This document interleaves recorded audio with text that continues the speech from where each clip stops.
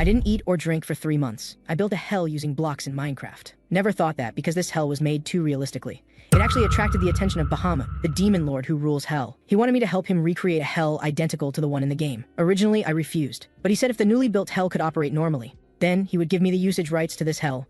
So I immediately agreed and accepted the key to open the gates of hell, because I wanted to use this hell to make everyone who had bullied me experience what it means to wish they were dead. However, Bahamut explained that for this new hell to function properly, there were 2 essential conditions. The first was to establish crimes for hell, because prisoners sent to hell must have committed crimes. The second was the design of hell. It must ensure prisoners absolutely cannot escape, because the essence of hell is to make sinners endure eternal suffering. So once sinners escape from there, that hell would automatically disappear, and the demon ruling hell would also face death. Hearing this, I asked, if the hell I build has flaws, you'll be responsible for it. That's right, but you don't need to feel pressured, because if I die, I will definitely crush your soul before that happens. Hearing this, I roughly understood the rules of the game. Then Bahamut snapped his fingers. The next second, the sky turned blood red. Then a bolt of lightning struck down. The electric current traveled through the internet cable, making my computer crackle and spark. At this moment on the computer screen, Minecraft had already become Hellcraft.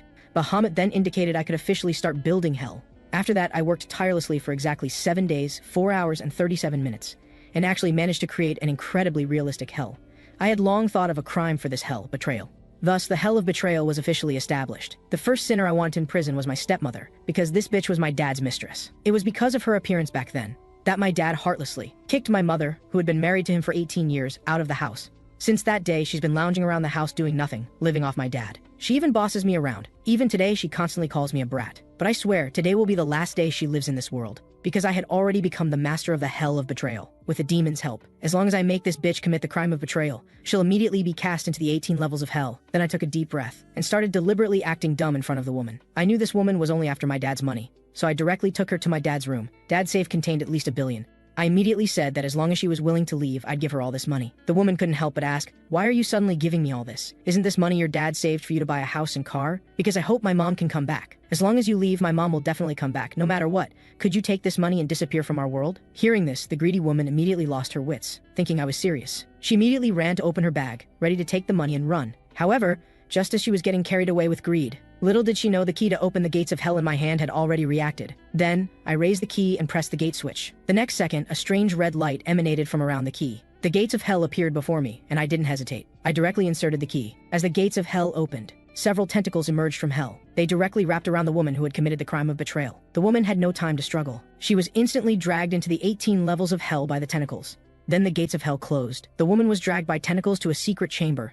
Soon, the walls around the secret chamber began to rapidly close in, finally accompanied by the woman's desperate screams. My stepmother offline. At the same time, having just killed my stepmother, I was trembling in the corner. But not from guilt about killing her, but from joy. I couldn't control my laughter. Then the scene changed. I put on my school uniform, planning to go to school. I wanted to send all those scumbags who had bullied me at school to hell too. However, what I didn't expect was that after not coming to school for 3 months, I had just sat down in class when those scumbags surrounded me. They habitually dragged me to the bathroom, then demanded I pay today's protection money. If I said no, I'd only get beaten up. The more miserably I got beaten, the happier these beasts became. But today I wasn't planning to run away anymore, so I reached into my jacket pocket and pulled out exactly 50,000.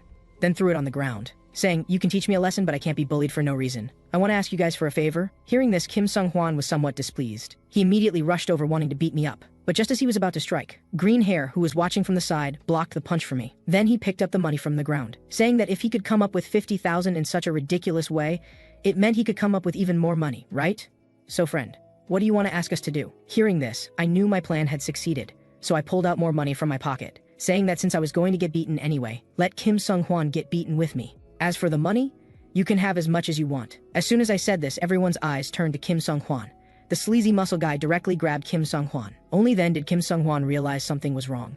He fearfully shrank into a corner, shouting about what the hell they were doing. But Green Hair said bluntly, everyone just wants to earn some pocket money. Are you really that unwilling? Hearing this, Kim Sung-hwan was on the verge of tears. He grabbed my clothes and cursed, why did you drag me into this too? He even shamelessly brought up our childhood. Back then, Kim Sung-hwan and I were best friends in elementary school. But after entering high school, he started bullying me along with the school bullies. Even when I knelt on the ground begging him to remember our friendship and not hit me, he still used me as a punching bag time and again. Thinking of this, I couldn't help but smile at Kim Sung-hwan.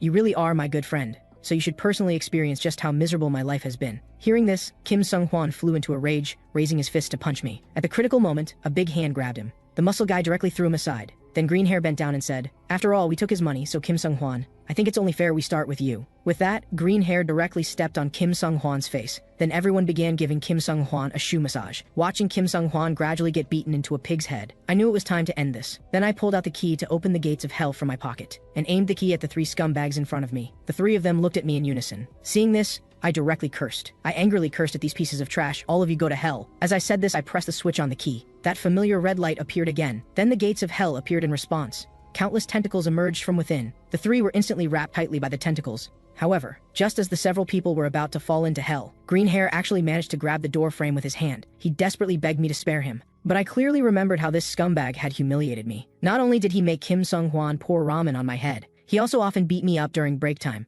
So I pried off his fingers gripping the door frame, one by one, until he completely fell into hell. After dealing with the three scumbags, the gates of hell closed. But there was still one last person, Kim Sung-hwan, who hadn't been dealt with. So I turned around and walked toward him, then squatted down and asked, "Hey, Kim Sung-hwan, aren't you curious about what just happened? It might sound ridiculous, but I really did open the gates of hell, because not long ago, I got the key that can open it." Hearing this, Kim Sung-hwan panicked and begged me to spare him. And I, remembering that we were once good brothers who had slept in the same bed, and had gone to school together for so many years, said to him in a low voice, "Although I don't know what you think of me, I still consider you a friend. Since I've already taught you a lesson, that's enough. Even if I'm still not satisfied, let it be." Hearing this, Kim Sung-hwan quickly agreed. "I don't know if you'll believe me, but I really only treated you that way because I was afraid of them." As he spoke, Kim Sung-hwan knelt on the ground apologizing to me, and I just said it's okay and prepared to leave. But just as I approached the bathroom door, the hell key in my pocket accidentally fell out. The sound of the key falling immediately caught Kim Sung-hwan's attention. Then he remembered what I had just said. This was a key that could open the gates of hell. Thinking of this,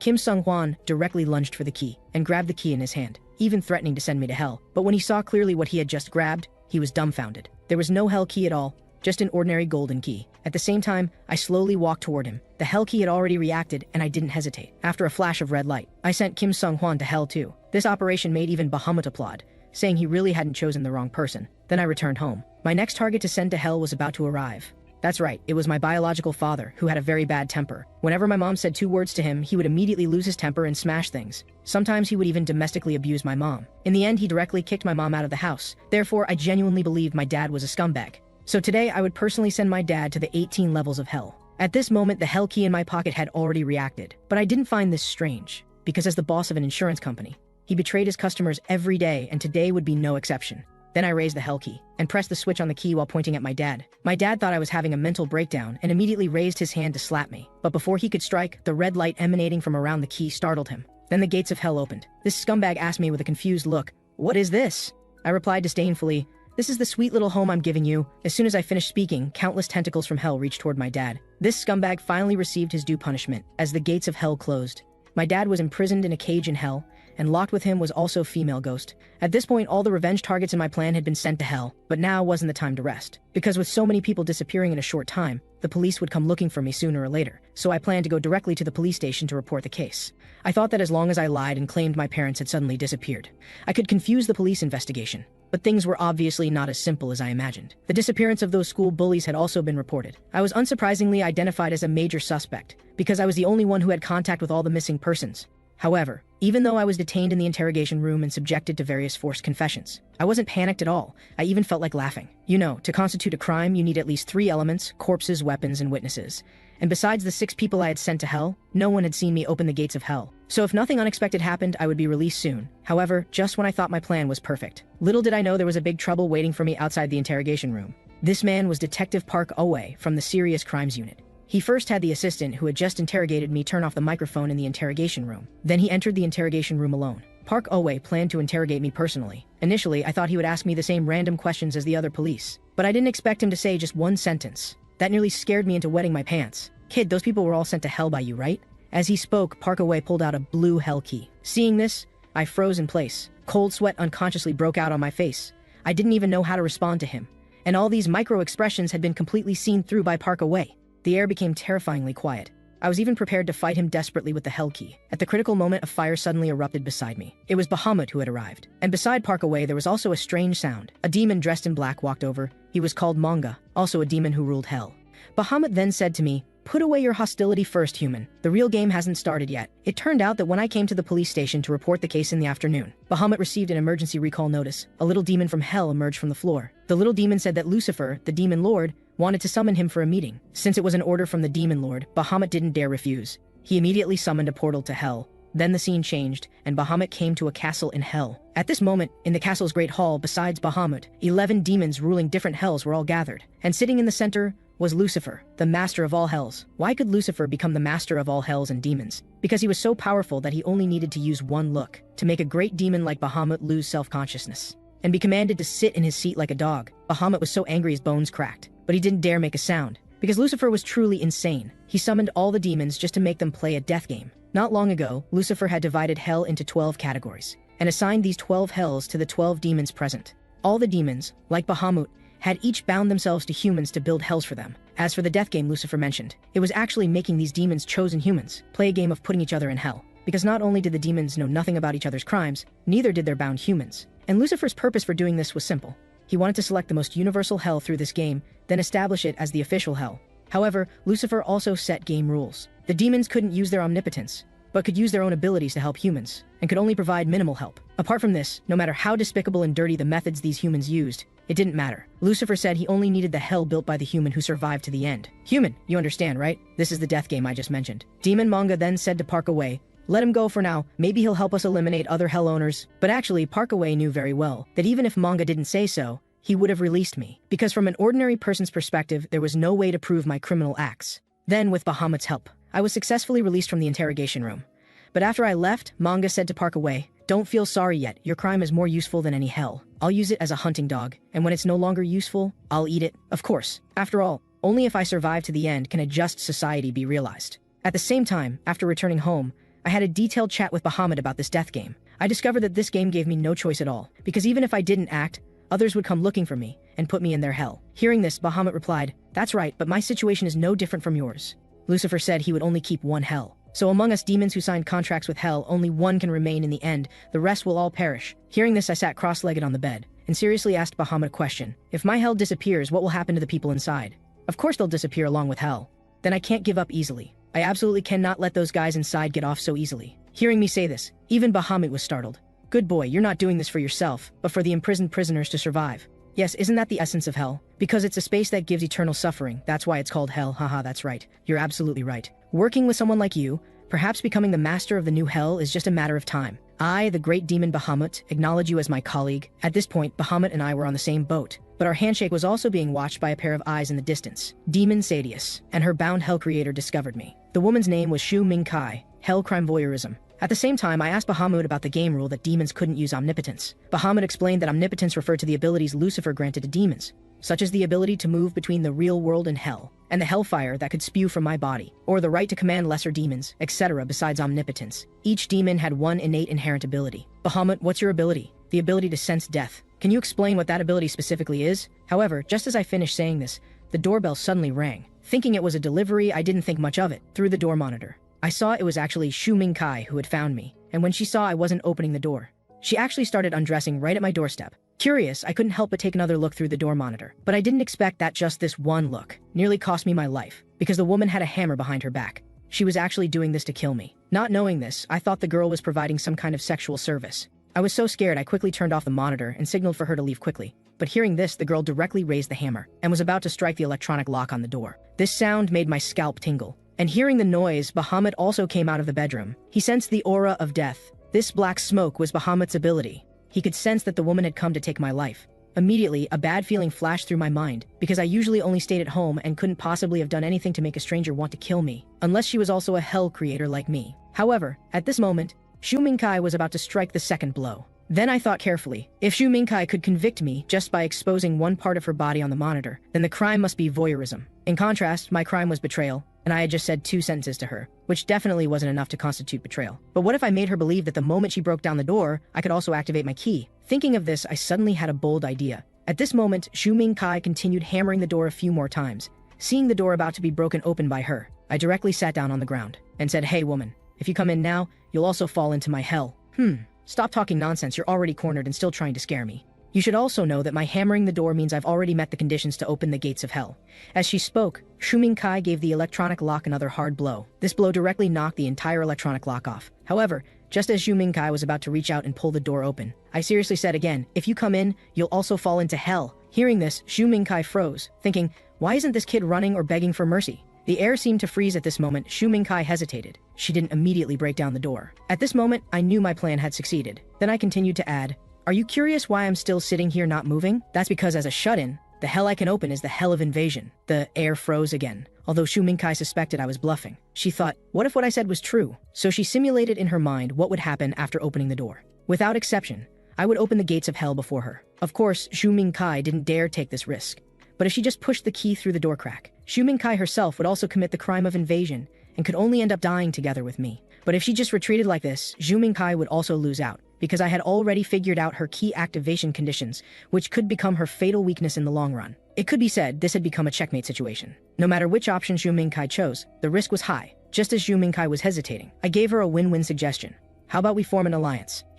An alliance. As you know, only one hell user can survive to the end. There's no option for joint victory. You're right, but we're not one alliance. At least we can maintain an alliance until we deal with the other 10 people. And do you have the confidence to face 10 participants with unknown crimes alone? After hearing what I said, Shu Mingkai also thought it made some sense. After all, this game would increasingly require fighting alone as it progressed. Plus her hell information had been leaked, so if she fought me again later, she might not have an advantage. Thinking of this, Shu Mingkai turned to ask Sadius for his opinion. But Sadius couldn't give much advice on this. Having no choice, Shu Mingkai had to compromise first, so I gave her my phone number and told her to leave first. We'd contact each other by phone later, because the noise Shu Mingkai made hammering the door would definitely cause a commotion, and the police would come soon. Although hearing me say this made Shu Mingkai very unhappy, she still took out her phone and saved my number. As she left, she thought, this damn shut-in really isn't someone who can be easily dealt with. However, as soon as Shu Mingkai left, I immediately collapsed on the floor and complained to Bahamut, "Damn, I almost lost my life. I thought there might be demons with the ability to sense hell users, but I didn't expect you'd be targeted first. Compared to this human, you were actually able to think of a countermeasure in an instant. That's really smart. I have to commend you for this." Later that night, Shu Mingkai sent me a message. She agreed to the alliance, but if I betrayed her, she would also kill me. Seeing her say this, I couldn't help but smile evilly, because when it came time to break the alliance, my hell of betrayal would be the one that profited the most. At the same time, Parkaway also had some movement. His assistant told him that my neighbors heard strange noises last night and called the police. But when the police came to investigate, I said nothing happened. Parkaway immediately understood. He pulled up the surveillance footage from my building's hallway last night, and anyone could guess that this girl was also a hell creator. After watching, he instructed his assistant to have someone follow me for a week. At this moment, Parkaway already had a plan in mind. But this death game was no joke, and the first eliminated participant had already appeared. It was this bald old man in front of us. The reason was simply that the man felt the old man had no labor value and was just wasting air by being alive. As Liu Nenghan activated the hell key in his hand, the old man didn't even have a chance to beg for mercy. He was sent to hell after a flash of white light. The demon bound to the old man immediately began to disappear bit by bit. However, before dying, this demon wanted to say a few last words. But before he could say 2 words, he was stomped into oblivion by Liu Nenghan. What a useless demon, picking such an incompetent human for himself. Seeing this, the demon chicken brother, bound to Liu Nenghan, couldn't help but sigh. Even so, you shouldn't insult a superior demon like that. What, are you unhappy? If you don't want to end up like that, then work hard for me. Hearing this, chicken brother was startled. Then Liu Nenghan explained, "Just kidding. Chicken brother, we're partners. Now there are 10 people left. As long as we work together to eliminate those guys, we can definitely build a true utopia." Compared to Liu Nenghan, I, also a hell creator, was just slacking off. Every day I was either sleeping or playing games. After living in such a daze for 3 days, even Bahamut couldn't help but complain. "Kid, why did you start being so indulgent after forming an alliance with that girl? Isn't your goal to be the last person standing? I know you really hope I'll go out right away and deal with those hell users one by one. Honestly, I'm not a slow person, so I also want to act quickly. Then why are you so leisurely? First, this death game will have less and less rest time and information gathering time as it approaches the final stage. Think about it. Will I be able to sleep peacefully then? I might even be eliminated early by someone with outstanding abilities. Second, as I just said, after everyone's patience is exhausted, there will definitely be people who make mistakes. Because there are always some fools who think victory in battle is more important than winning the game. So let's wait until I become everyone's target before taking action." However, just as I finished speaking, Shu Mingkai suddenly called me. "Hey, damn shut-in, you said you wanted to form an alliance with me, but then you disappeared for 3 days. What the hell are you doing?" Hearing this, I calmly replied, "You don't understand me. Right now, doing nothing like this is actually a strategy. Maybe someone will break into my house like you did and commit the crime of invasion, then I'll take them away. Come on, you're really good at making excuses. Let me tell you something serious. During the time you disappeared, an incident has already occurred." "So fast? What incident?" "I'll send you a link on your phone. After you check it, let's meet up, because this incident requires us to act together." With that, Shu Mingkai hung up and sent me a website link via text. Seeing this, I quickly clicked on it. The content was a recorded live stream of a blonde streamer. The girl's name was Gagaka. Not only did she reveal in the video that she was a hell creator, she also explained the rules of the death game. She even voluntarily published her home address, wanting to invite all 12 Hell creators to her house through this video. And the time was set for tonight at 12 o'clock. The video ended there. After watching, I felt this might be an opportunity. After all, going there might allow me to gather more information about other Hell users. Then I arranged to meet Shu Mingkai at a very crowded coffee shop. But before I could say 2 words to Shu Mingkai, Parkaway aggressively walked toward us.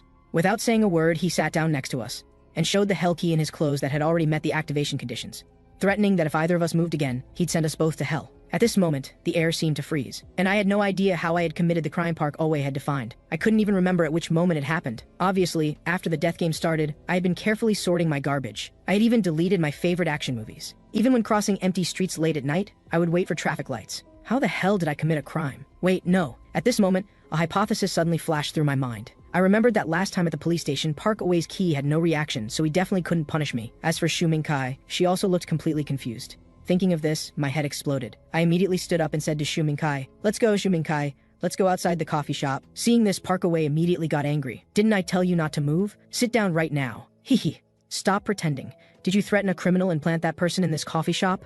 As I said this, I turned my gaze to a muscle guy behind me. He was trembling all over, looking very nervous, and there was a buzzer for waiting to pick up food in front of him, proving he had also just arrived at the coffee shop. Then I directly went over to greet him. "Dude, you're here because you were threatened by that detective, right? Detective, if you want to use bluffing tactics, you need to pick the right person." Hearing me say this, Shu Mingkai also stood up, cursing, "You're such a big liar." At this point, the muscle guy whose identity was exposed also stopped pretending. After whispering a few words to Parkaway, he quickly grabbed his clothes and ran away. However, Parkaway suddenly smiled at this moment. "You've got some skills. Was it because you were cornered at the police station last time that you couldn't show your real abilities?" Hearing this, I froze in place, thinking Parkaway was going to get serious this time. But I didn't expect him to just get up and pat me and Shu Mingkai on the shoulders, saying, "I can't form an alliance with some brainless guys. Sit down, guys, because I have a very good suggestion." However, although Parkaway suddenly changed his attitude, me and Shu Mingkai still didn't fully trust him. And the reason I didn't immediately refuse Parkaway was simple. Because this guy was a detective, he could deduce Hell users based on case data. Also, if circumstances allowed, he could use public authority to forcibly detain or track someone. It's like me and Shu Mingkai each only had our respective Hell demons as trump cards,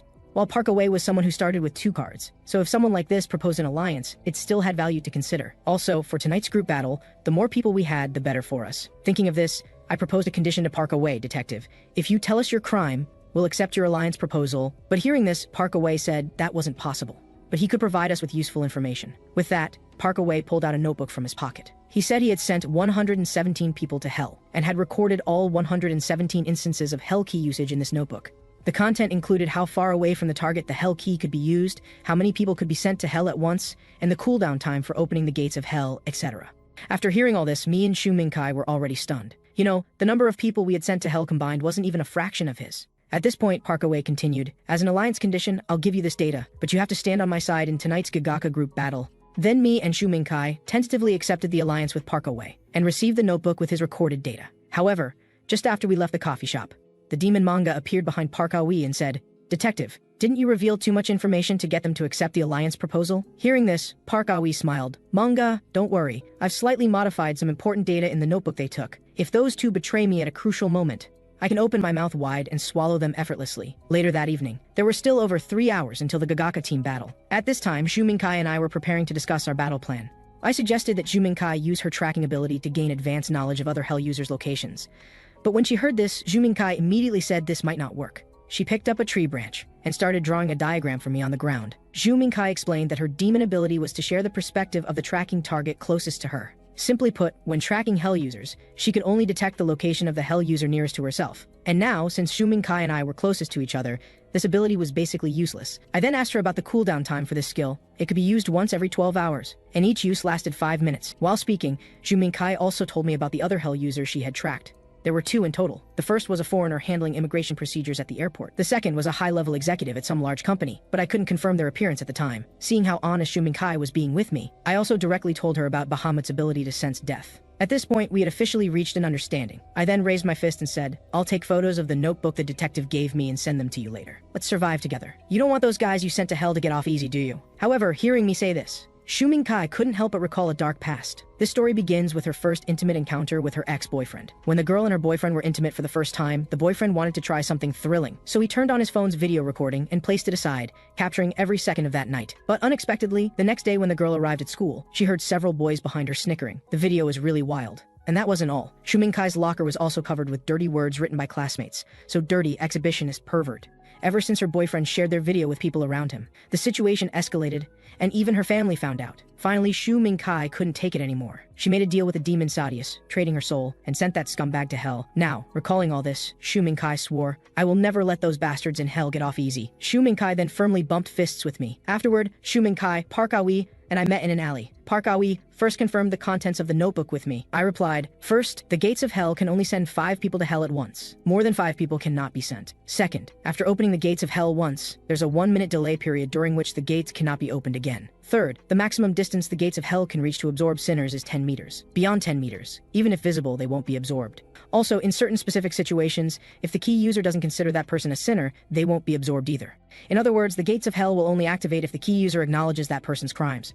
Hearing me speak in such detail, Park Aoi was very satisfied. He then began planning our mission objectives with us. Objective 1, visually confirm the identities of hell users. Objective 2, find clues that could help deduce the crimes of hell users. Objective 3, come back alive. We only need to gather intelligence. No need for direct confrontation. But if a situation arises where rivals fight each other, we'll wait and benefit from their conflict. After saying this, Park Aoi took out 2 walkie-talkies. These are gifts for you. Use these to contact each other if you encounter special situations or see suspicious people. Meanwhile, another allied Hell Creator team also began their operation. However, in their alliance, all 3 were in unequal relationships. Liu Nengan was the boss, while Enhui and Fatty were his tools. Similarly, their bound demons were ranked with the Chicken Brother having the highest level, followed by the upper-class demon Vampire, and then the upper-class demon Sadius. After Liu Nengan confirmed the address published by Gagaka, he threw his car keys to Fatty, telling him to be responsible for driving later, and an Enhui was required to be the first to infiltrate Gagaka's room. Hearing this, an Enhui was very unhappy. "Why do I have to be the bait?" Seeing this, Liu Nengan directly pulled out a hell key that met the activation conditions. "Hehe. Of course it's because you're too incompetent, and I captured you as a hostage. Remember clearly, you're just my pawns. If you want to breathe on the surface for 1 more day, work hard for me." Now, counting their 3. Plus Gagaka herself, there were a total of 7 Hell Creators participating in this team battle. But what no one knew was, Gagaka was actually the one hiding deepest. She had placed microcameras on all the streets around her home. She could see clearly who was doing what on the streets. However, that very night, someone was already preparing to infiltrate Gagaka's home. Liu Nengan had Fatty park the car downstairs from Gagaka's building, and used binoculars to observe the situation in her room beforehand. He then signaled for Fatty and an Enhui to go in first, but they felt it would be better to wait, wanting other people to go in first and draw the initial fire. Hearing this, Liu Nengan was somewhat displeased, but he still seriously said to the 2, "You should know I've already sent 1 hell user to hell. After sending that old man to hell, I discovered that sending hell users to hell grants additional abilities." Hearing this, both were shocked, and Enhui thought, if this is true, then gaining abilities early would definitely be beneficial.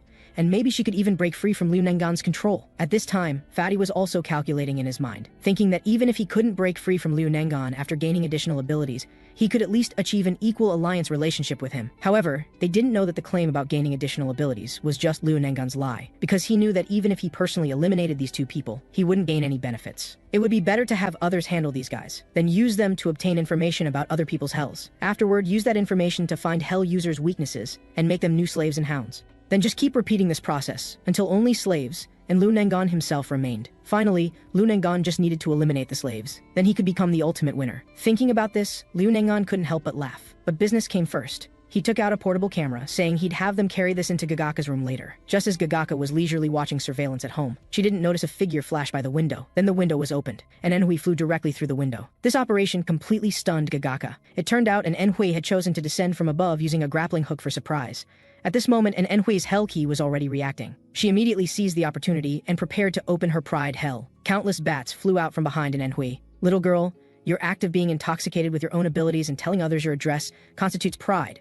Accept judgment." As an Enhui turned the key, countless skeletal arms immediately emerged from her gates of hell. These arms directly locked onto Gagaka completely, but just as Gagaka was about to be dragged into hell, these skeletal arms suddenly released her. Seeing this, an Enhui was dumbfounded. She thought there was something wrong with the key. But actually, the problem was with Gagaka, because she wasn't actually Gagaka, but Gagaka's demon, the craftsman Genji. At this moment, the wardrobe beside an Enhui opened. Gagaka took out her hell key and said sinisterly, "Open, violation hell." The next second, a rope tightly strangled an Enhui's neck. Just like that, she was hanged in midair with no ability to fight back. Before dying, an Enhui's memories flashed like a film reel. Back then, she was just an ordinary trainee idol. But even though she had worked hard silently for 7 years, because she refused to be sexually harassed by her manager. The manager actually gave this year's debut opportunity to a blonde girl who had only trained for 2.5 years. And En Hui was very dissatisfied. She had worked so hard already. Why should a newcomer surpass her? But the manager dismissively said it was all arranged from above, and he couldn't do anything about it. Can't you be more open-minded? And En Hui, don't ruin the atmosphere, okay? Afterward, En Hui could only hide in the stairwell and cry alone. At this time, a handkerchief was handed to her from nearby. It was actually the blonde girl who had just been defended by the manager. And En Hui thought this girl had come to comfort her. But unexpectedly, the blonde girl turned around and mocked. I say, big sister, you should give up being an idol and find another path. After all, at your age, being called an idol is somewhat embarrassing. Just like that, En Hui broke down. In the following days, she spent every day drinking and smoking. She knew very well that this blonde girl had debuted because she was backed by the CEO. However, just when En Hui felt despair and helplessness about her fate, the lights in her room suddenly turned on. The demon vampire descended and granted En Hui the key to open Pride Hell. But later, when facing Lu Nengan, the key wouldn't activate no matter what. This led to her not only being used by Lu Nengan, but even becoming his dog. At this moment, En Hui finally realized, being used by someone like Liu Nengan and still thinking she could survive, wasn't that also a kind of pride? As Gagaka's violation hell closed, and En Hui was eliminated, and the demon vampire also immediately vanished. However, just as Gagaka was getting excited about her success, she didn't know that the green light from the gates of hell opening just now had already been noticed by me. According to what was written in Park Ah-wee's notebook, the gates of hell have a 1-minute cooldown after opening. This means that entering Gagaka's room in the next minute would be absolutely safe. Just as I was debating whether to use this minute to gather intelligence, my shoulder was suddenly patted. I was startled. It was Park Ah-wee. He said that going in directly now would definitely be suicide. But I could report to him as a police officer, saying that while passing by the area, I heard a girl screaming in the apartment and saw flashing lights. I immediately understood. Park Ah-wee wanted to enter Gagaka's home in his capacity as a police officer. This way, regardless of whether the person still alive in the room was Gagaka or not, they couldn't send a police officer who was just there to investigate into hell. And even if they really did send the police officer to hell, the remaining person would be arrested as a suspect. After implementing the battle plan, I asked what Shu Mingkai and I should do. You just need to prevent other hell users from entering the apartment. I'll handle things inside. With that, Park Ah-wee turned and walked into the apartment. However, I knew very well that Park Ah-wee would be a big problem in the future, so I also had my own plan. Meanwhile, Liu Nengan also received news that an En Hui had been sent to hell, but this was no big deal to him. After all, Liu Nengan had already obtained information about Gagaka's hell. Yes, they were about to start their operation too. But just as the two were approaching the apartment, they were spotted by me. I quickly used the walkie-talkie to instruct Shu Mingkai to use her demon's ability to detect whether the two were hell users. But as expected, both were hell users. I couldn't help but break out in a cold sweat, because if it was 2 people, even if I was lucky enough to take one down, the other person could still send me to his hell. Now I had to stay calm, since they didn't know I was actually a hell user too. I then steeled myself and walked toward the apartment's main entrance. Although Fatty noticed me, they didn't dare act rashly either. This time I was going to gamble, since running away was useless anyway. So just as the two were about to enter the apartment, I directly stepped forward to stop them. Sorry, you two can't go in right now. Hearing this, both Fatty and Lu Nengan were stunned, and this was exactly my plan. From now on, I would keep talking to them to buy time. But at this time, Liu Nengan also began to think. He wondered if I might be a hell user allied with Gagaka, but he knew Gagaka's hell was violation hell. Logically, she wouldn't arrange for someone to block them from entering the apartment. Could this guy be a third-party force? But why wasn't he looking for a chance to ambush us, instead talking to us face to face? Could this kid not be a hell user?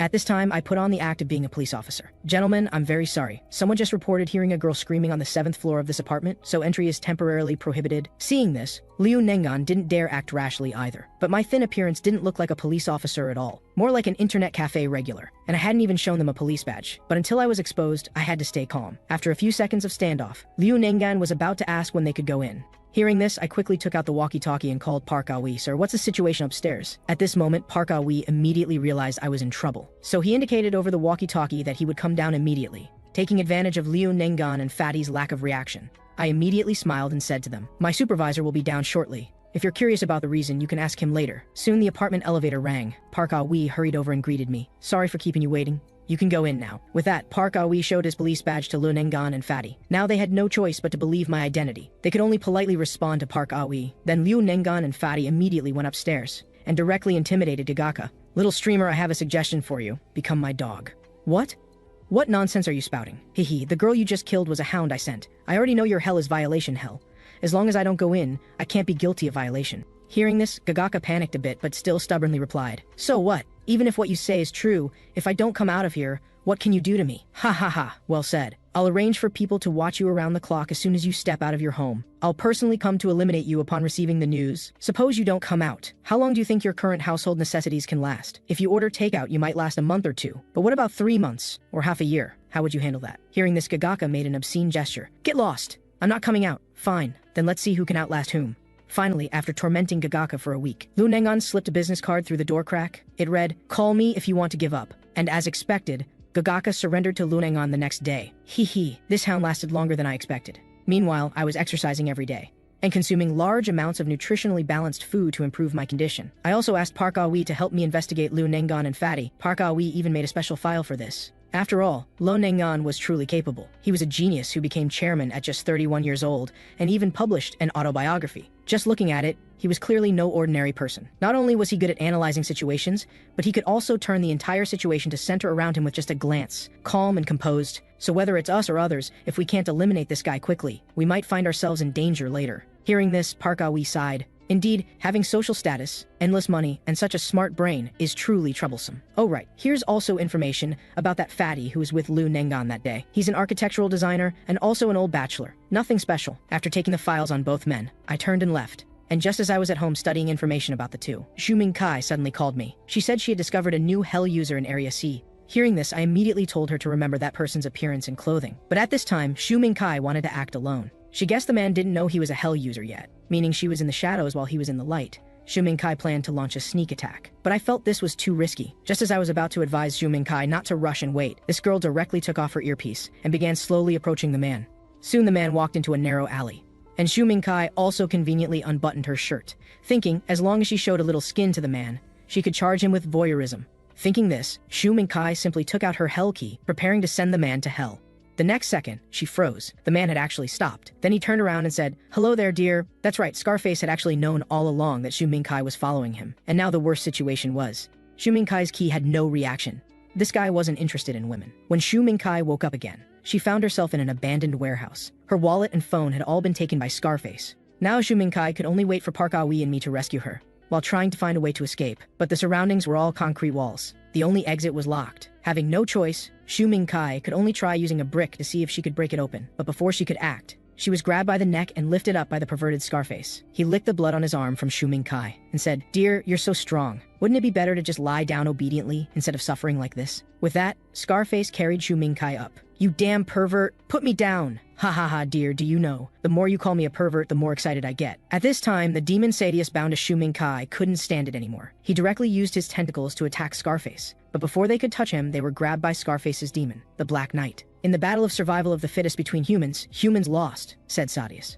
The Black Knight threw Sadius away with one motion. Lord Lucifer should have said he doesn't want us to help humans with abilities other than our inherent ones. "If you had hit my human just now, you would have been immediately disqualified, so I actually saved you." "Calm down," Sadius cried in despair. He could only watch helplessly as Xu Mingkai was tortured by Scarface. At this time, Xu Mingkai was hung on a hook. Both her arms and legs were tightly bound by ropes by Scarface. Seeing this, Xu Mingkai also despaired, but she still shouted, "My companions will come to save me." "They definitely will." After saying this, she bit toward Scarface's ear. Meanwhile, since I couldn't contact Xu Mingkai, after calling her over a dozen times with no answer, I hurriedly told Park Ah-wee about this, although Park Ah-wee was very reluctant. Since Xu Mingkai had the ability to track hell users, future operations couldn't proceed without her. Park Ah-wee then began formulating a plan. At the same time, after I confirmed the location of Area C on the map, I also prepared to pack up and head out. But there were too many people in Area C, and it had been some time since Xu Mingkai disappeared. Now trying to find her quickly was like looking for a needle in a haystack. But there was one method that might work. I summoned Bahamut, planning to use his ability to sense death to look for clues. Unexpectedly, it actually worked. When I looked at the crowd again,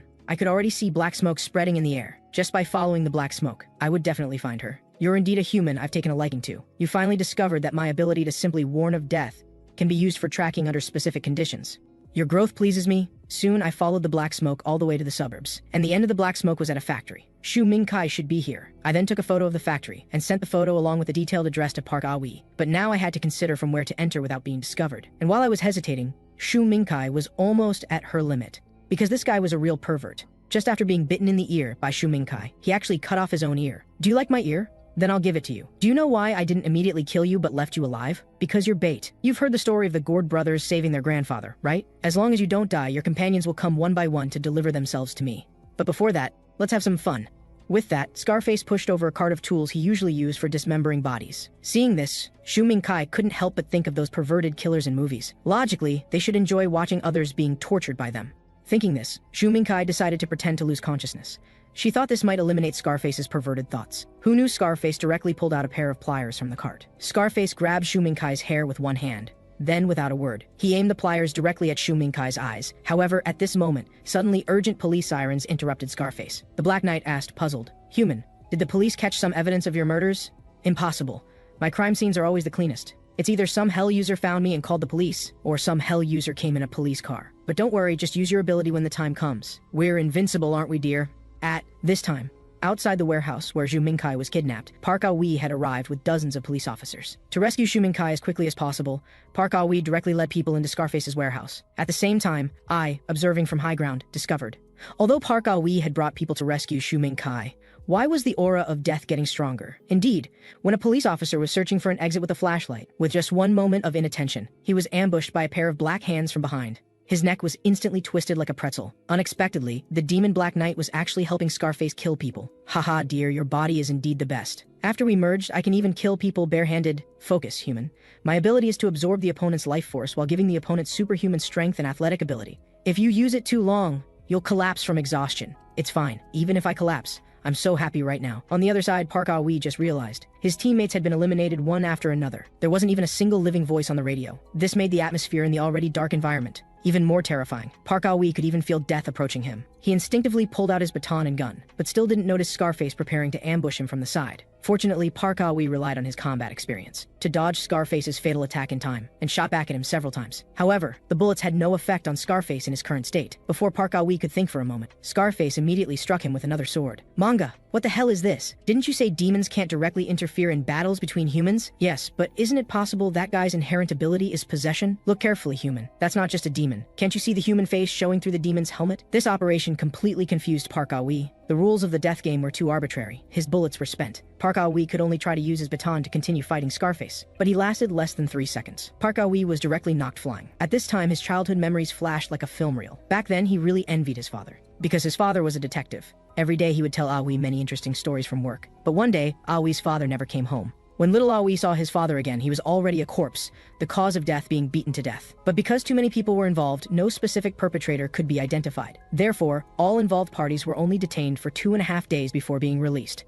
And regarding the negative news of a police officer being beaten to death, the media, fearing it would undermine public trust in the police, never mentioned it. This was Park Ah-wee's first encounter with the darkness of society, so he vowed to achieve the justice his father had left unfinished. Although Park Ah-wee also became a detective when he grew up, he still couldn't successfully prosecute the murderers who killed his father. Sometimes it was because the legal loopholes were too big, sometimes it was because of complex relationships of interests, and sometimes it was because of the bad impact on society. As he grew older, Park Ah-wee witnessed more difficulties. So he began working day and night analyzing cases desperately, because he truly wanted to change the society, to grant the weak vivid justice in the truest sense, perhaps agreeing with Park Ah-wee's righteous actions. The upper-class demon manga found Park Ah-wee that day human. Don't you want to send all those scumbags to hell? From that day on, Park Ah-wee's injustice hell was officially opened. But now, Park Ah-wee had been beaten by Scarface until his eyes rolled back. He couldn't even lift his head, and was humiliated by Scarface to his face. How are all police officers so weak? What a waste of my tax money. But at this time, Park Ah-wee still wanted to use his last breath to uphold the justice in his heart. I absolutely cannot fall like this. I still have so much unfinished business. While saying this, Park Ah-wee reached into his jacket pocket and took out the hell key that had already met the activation conditions. Injustice Hell, open. However, the moment Park Ah-wee turned the hell key, his hand was controlled by Scarface. If you can't turn it, the gates of hell won't open. With that, Scarface directly crushed Park Ah-wee's hand. The hell key fell to the ground. Then Scarface quickly kicked the key away. Hee, detective, don't you think this is very unfair? You originally wanted to win through cunning tricks, but don't you know, no matter how advanced civilization becomes, the essence of survival of the fittest in human society hasn't changed one bit. Ultimately, the predator with overwhelming power, that is, me as the predator, can devour you. No matter how much a rabbit uses its brain, it can't beat a leopard. With that, Scarface raised his right hand, planning to execute Park Ah-wee. At this critical moment, Bahamut and I arrived. Although I looked composed on the surface, actually, my legs were already shaking. After all, the opponent was a monster who could single-handedly kill a detective. But I still taunted Scarface. What kind of bullshit predator? You're just relying on your demon's ability, aren't you? Acting like you're so great. Fight me, bastard. Hearing this, Scarface was grinding his back teeth, wanting to tear me apart right now. Scarface immediately charged straight at me. At the same time, I quickly signaled for Bahamut to show me the aura of death and reduce the intensity as much as possible. Suddenly, Scarface's front was shrouded in black smoke. Just as Scarface was about to punch me in the face, I simply ducked and easily dodged. It really worked. This all depends on Bahamut's ability to sense death. Since Scarface's attacks are all simple, brutal physical attacks, getting hit once would theoretically mean 100% death rate. I just need to reduce the death aura emanating from him to the minimum, and I can clearly see his next movement pattern. And because I deliberately exercise to improve my physical condition, my body performance has been enhanced. This means as long as I react fast enough, Scarface can't possibly hit me. Maybe I can actually win this time.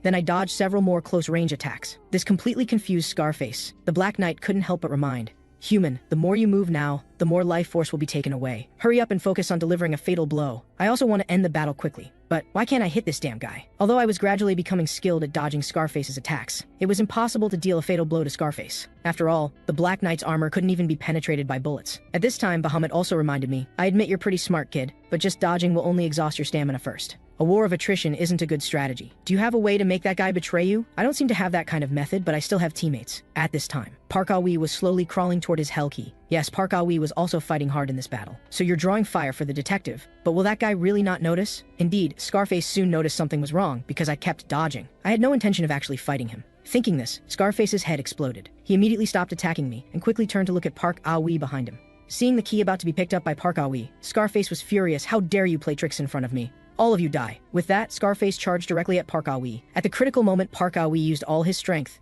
and lunged at the hell key, successfully grabbing it. Then Park Ah-wee didn't hesitate.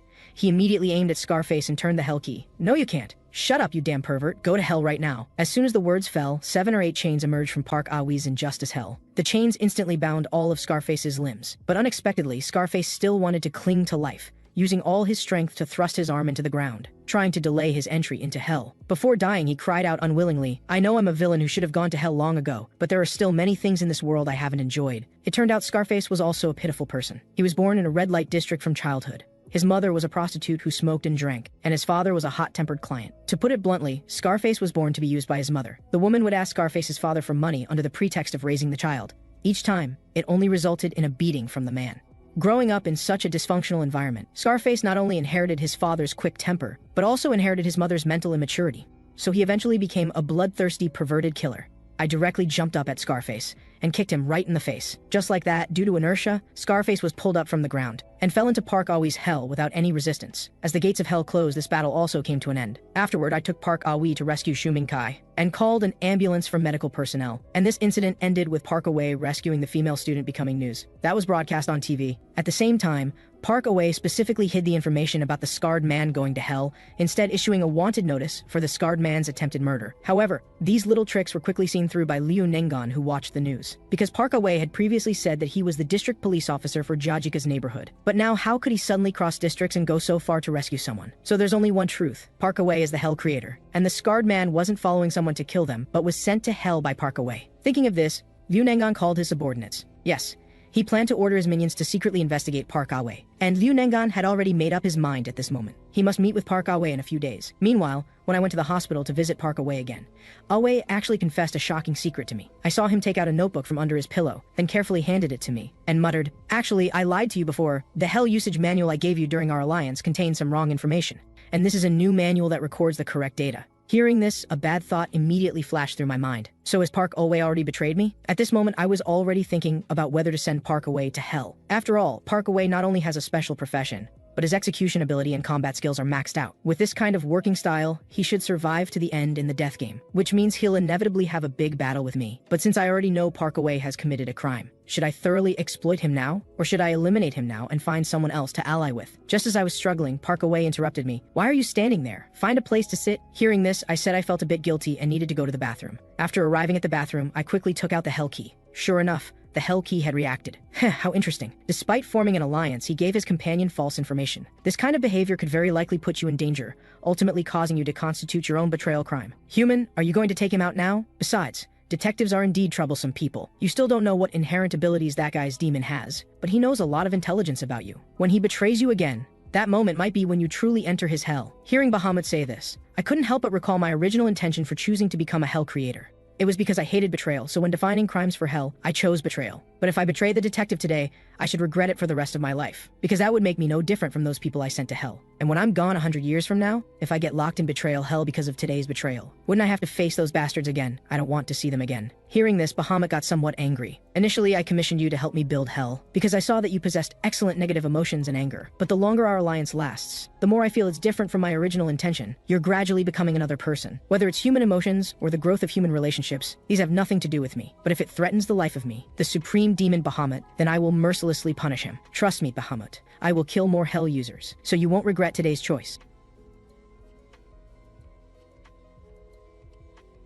Then, as I returned to Park Owei's hospital room, Liu Nengan also arrived downstairs at the hospital. This guy actually came with fruit to visit the patient. Both Park Owei and I were startled. Wow, there are actually two of you. Are you conspiring about how to send me to hell? What hell? What does that mean? By the way, sir, what business do you have coming to someone's private hospital room like this? Detective, sir, your acting skills are really good. Officially, I'm here to deliver our company's consolation money to the detective who rescued the female student in this serial killer incident as encouragement. But actually, I'm here to propose a new alliance to you. Park Owei and I were stunned. I wondered what this guy was up to, actually seeking an alliance with us.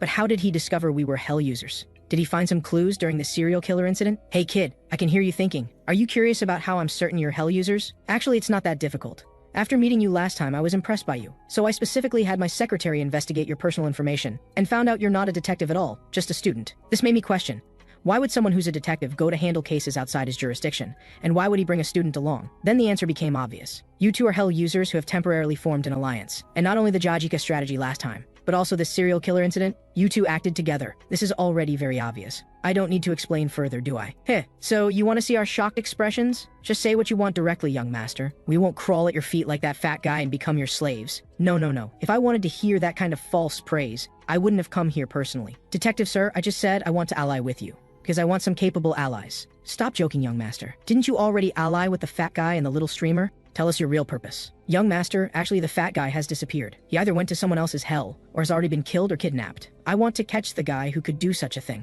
because anyone who can act against me without my knowledge is the most dangerous person to me. I won't make stupid suggestions like maintaining our alliance relationship to the end, and of course I don't think you'd be stupid enough to believe such nonsense. So at least until we catch that guy, let's not betray each other, okay? At this point, I conducted a brief analysis in my mind. First, Liu Nengan is a dangerous person. The chance to send this guy to betrayal hell won't come easily, because betrayal hell is a hell with extremely low crime applicability. If there's a chance, then it's to ally with this guy now, and find a way to make him betray us later. Liu Nengan, I agree to ally with you. First, tell us what relevant intelligence you have about the guy we need to eliminate together.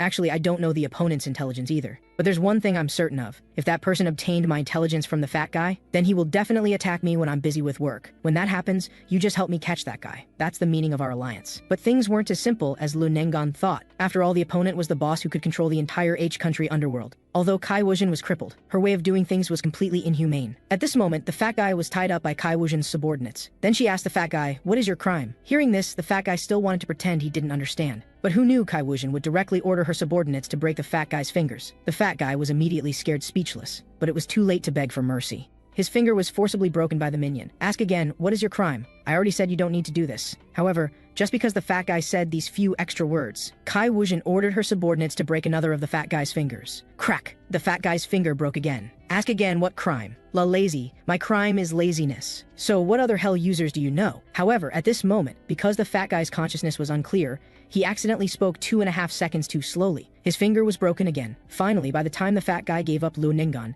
7 of his fingers had been broken. Then Liu Nengan's relevant information was pulled up by Kai Wuzhen in less than 2.5 seconds. So he's a chairman. As a public figure, he should be very busy. In that case, let me make a surprise attack and send you to hell. Then Kai Wuzhen beckoned to her subordinates, saying, "Call all the subordinates over, it's time to get to work." But this person who looked like nothing more than a harmless good girl, how could she reach today's position and become so inhumane? This story has to start from a civil war between underworld factions 12 years ago. Originally, Kai Wuzhen's father, Kai Wuzong, was once the big brother of the entire western underworld in H country. He was incompatible with the eastern underworld boss, Jin Zhengshu. But one day, due to a careless mistake by one of Kai Wuzong's subordinates, Jin Zhengshu's son Jin Chengel was accidentally beaten into a vegetative state. Not only was his lower body paralyzed, his brain also became dull and stupid. To avenge his son, Jin Zhengshu personally led people to attack Kai Wuzong's stronghold. When Kai Wuzong arrived at the scene, all the subordinates guarding the house had already been killed. "Why are you just arriving now?" "Boss Kai, my son was beaten into a cripple by your people. How do you plan to compensate? Hearing this, Kai Wuzong's subordinate directly cursed. What the hell are you pretending to be innocent for? It was your son who came to our territory and caused trouble first. Before the subordinate finished speaking, he was slapped by Kai Wuzong. I already understand the situation. Don't interrupt our conversation. If you dare say one more word, it won't just be a slap. Boss Kai really knows how to manage the atmosphere.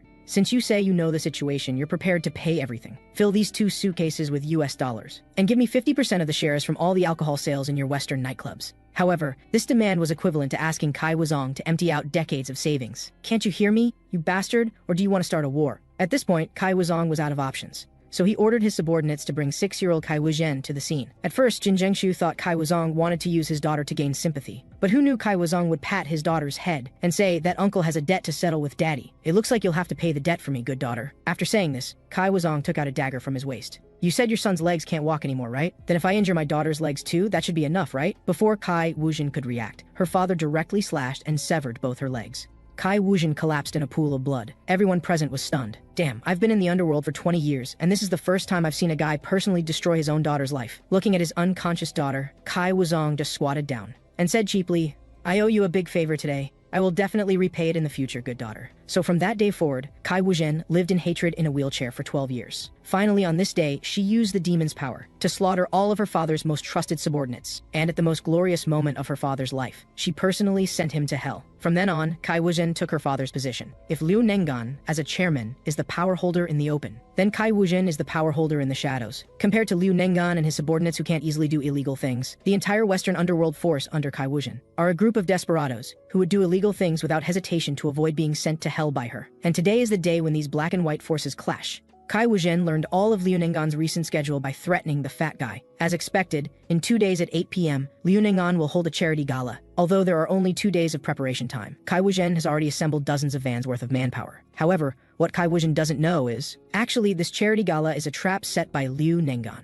because he had already invited Park Aoe and me to help. And the location Liu Nengan chose was a residential area, a place any ordinary person could approach. In other words, Liu Nengan had already guessed that Kai Wuzhen would take action at this charity gala. But after all, as the big sister controlling half of H country's underworld, her subordinates weren't pushovers either. Facing 2 security guards who were half a head taller than him, the man stood directly in front of them, then took out the knife he had hidden in advance. Without a word, he stabbed several times. They were killed on the spot. The other security guard was also killed before he could react. After the 2 guards fell, the guy immediately signaled to his brothers behind him to follow. Then 2 vans drove over from the distance. Just like that, Kai Wuzhen's first wave of men got into position. When Kai Wuzhen's first wave of subordinates entered the gala, all the guests at the scene were dumbfounded. The leading man in a suit pushed his glasses and said, listen up everyone. Those unrelated to Liu Nengan should go stand against the wall. We'll consider anyone who doesn't immediately comply as resisting. But seeing that everyone still seemed confused and motionless, the suited man actually raised his weapon and jumped up, beating one guest until his head was bloody. Suddenly, everyone at the gala started panicking and scattering. Liu Nengan, feeling something was wrong, was about to turn and leave, but was stopped by the suited man. Heh, so you're here. At this moment, only Liu Nengan remained among all the guests in the gala plaza. Oh no, looks like I've been discovered. I was hoping to slip away quietly. Seeing Liu Nengan surrender voluntarily, the suited man used his walkie-talkie to ask Kai Wuzhen, found Liu Nengan. Should I bring him over? How do you want to handle this? Kill him directly. At this moment, Kai Wuzhen's demon asked, aren't you planning to send Liu Nengan to hell? Haha, didn't Lucifer say this is a death game? There's more than one way to eliminate someone. It doesn't have to be sending them to hell. If I go out to personally send him to hell, it would only increase the risk. Besides, didn't that fat guy say Liu Nengan's team also has a hell user called Jiajika? Maybe the moment I enter the scene, I'll be targeted by that guy. I really don't know whether to call you meticulous or cruel, but woman, I am a demon. I want to see humans being sent to hell. Gelu Bingbo, you don't need to worry about this.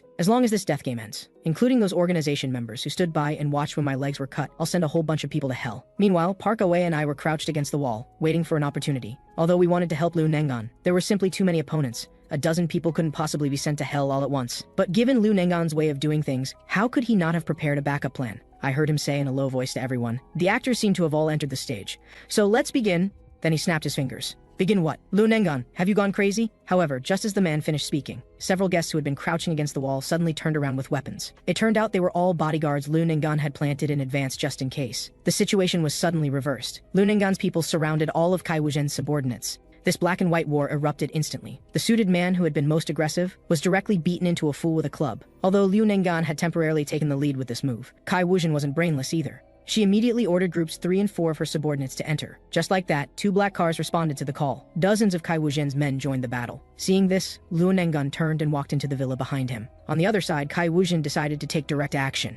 Demon Gelubingbo, as long as you can kill Liu Nengan, I will definitely make you the true master of hell. Hearing this, Gelubingbo didn't hesitate. He immediately got out of the car, ready to enter the battle. Gelubingbo is a demon without a body, but can possess humans, and can directly control human bodies. At this moment, one of Liu Nengan's bodyguards targeted Gelubingbo, but after hitting him with a club, Gelubingbo just said quietly, "Then let me borrow your body for a while." After saying this, Gelubingbo turned into a cloud of black smoke and floated directly toward the bodyguard behind him. In just this instant, Gelubingbo had completed the possession. Wow, this is great, much better than the previous body. Then, relying on this body, Gelubingbo directly cut through Liu Nengan's bodyguard team. This operation left all the subordinates stunned. You guys don't just stand there watching the show. Hurry up and take advantage of this moment to go into the villa and catch Liu Nengan. With Gelubingbo's command, all the subordinates immediately rushed toward the villa entrance. 3 hotheads directly rammed the villa door simultaneously. Then other subordinates swarmed in. At this point, the leading boss started assigning tasks. Everyone formed pairs and started searching. No one leaves until we kill Liu Nengan. After saying this, all the subordinates hurriedly took action. But Liu Nengan's villa was too big. They could only slowly search from places where people could hide. So this guy opened a wardrobe. Little did he know Jajika was hiding inside, and her hell key had already met the activation conditions. Before the guy could react, he was sent to hell after a flash of green light. Then several more flashes of green light appeared in the villa. The reason Jajika could open the violation hell in Liu Nengan's villa was because Liu Nengan had prepared days ago. He had added Jajika's name to the villa's property deed. And before the charity gala, Liu Nengan had deliberately let Jajika direct workers to renovate the villa, specifically creating many secret passages and hiding places. So now Liu Nengan's house could be said to have become Jajika's slaughter factory.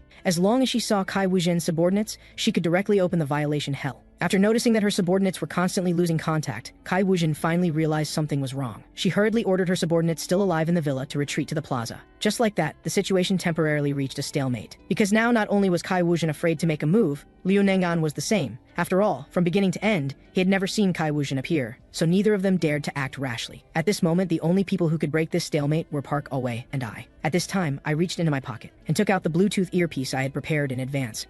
I called Zhu Mingkai, who had been watching from outside. "Hello, can you hear me? Tell me, have you found any hell users?" "Found one. Just now, while jogging around the villa as the center. I confirmed everything. Besides you, Park Away, Liu Nengan, and Jajika, there's one more person nearby. But she's female, so I can't send her to my voyeur hell." "Is that so? But I have a way. Can you honestly follow my arrangements this time?" Hearing this, Zhu Mingkai clenched her fists and said, "Since you saved my life before, I'll reluctantly trust you this once. Tell me, what's the plan?" "Try to make contact with that hell user. Considering that guy doesn't personally appear but only hides behind and instructs others, I'm guessing his hell has extremely low crime applicability, meaning he can't do anything to you. Moreover, that guy's demon is right here with us." "Good, I trust you." At this moment, Kai Wuzhen in the car was already anxiously biting her fingers, because if this dragged on and the police came, she would have to abandon all her subordinates and choose self-preservation. Just as Kai Wuzhen was thinking, the car door was yanked open by Zhu Mingkai. "Hello, beautiful sister. It's a bit cold outside. I'm coming in." "Wait, who are you?" Hearing this, Zhu Mingkai directly took out her hell key. Seeing this, Kai Wuzhen was startled, thinking Zhu Mingkai was here to take her life. "Sister, you don't need to be so scared. I'm not here to eat you. You can see the key has no reaction, so you should know I'm not lying. Then what are you here for?" "My partner said he wants to chat with you." After saying this, Zhu Mingkai stuffed the Bluetooth earpiece into Kai Wuzhen's ear. A voice came through the earpiece. "Hello, I'm the hell user currently inside the party scene. Just call me Bahan. Let me be direct. What do you want to do?" "I want to work with you to catch Liu Nengan. I saw that your subordinates who attacked the villa all retreated, so I'm guessing you're currently at a loss, but as long as you follow my instructions now, I can help you catch Liu Nengan." Hearing this, Kai Wuzhen started to struggle, because everything I said was right. She was indeed in a difficult position, and this was exactly my goal, to induce the helpless Kai Wuzhen to become my puppet. So after Kai Wuzhen thought for a moment, she agreed to my request. Now a good show was about to begin. After Kai Wuzhen agreed to work with me according to my plan to solve Liu Nengan, I made a bold decision to coerce all the guests Liu Nengan had invited to the scene, and have them enter the villa together with Kai Wuzhen's subordinates, and have the subordinates each grab a guest. This way, it could effectively neutralize Jajika's effect. After all, Liu Nengan couldn't possibly send his business partners to hell. Moreover, most of these guests were Liu Nengan's clients. If they discovered Liu Nengan was a hell user, they would definitely never cooperate with him again. Besides, how would Liu Nengan explain such deadly incidents to the police afterward? So no matter from which angle you consider it, neither Liu Nengan nor Jajika could use their hell keys now. This way, Kai Wuzhen's subordinates could continue searching for Liu Nengan. The reason I helped Kai Wuzhen like this was actually to really eliminate Liu Nengan. Because from the beginning, I never cared about who the person trying to eliminate Liu Nengan was. After all, for me, the biggest threat in this game was Liu Nengan. As long as I eliminate him, that's enough. Meanwhile, Liu Nengan, who was in a predicament, also started thinking. Those guys who had just been simple-minded brutes relying on brute force were suddenly making reasonable judgments. In other words, It seemed like the original mastermind had become another person. So who could this person be? Liu Nengan began to speculate. Could the opponent also be someone with alliance relationships? But he quickly dismissed this idea, because this person was very likely an insider, since only someone who understood their internal information well enough could think of such a method. Thinking of this, Liu Nengan made a decision. He would use his demon's power. Then he summoned the long-unseen chicken brother and said seriously, "I want to use your ability, Future Vision. Human, this is the first time you've used my ability. Yeah, although your ability is very powerful, it can only be used 3 times.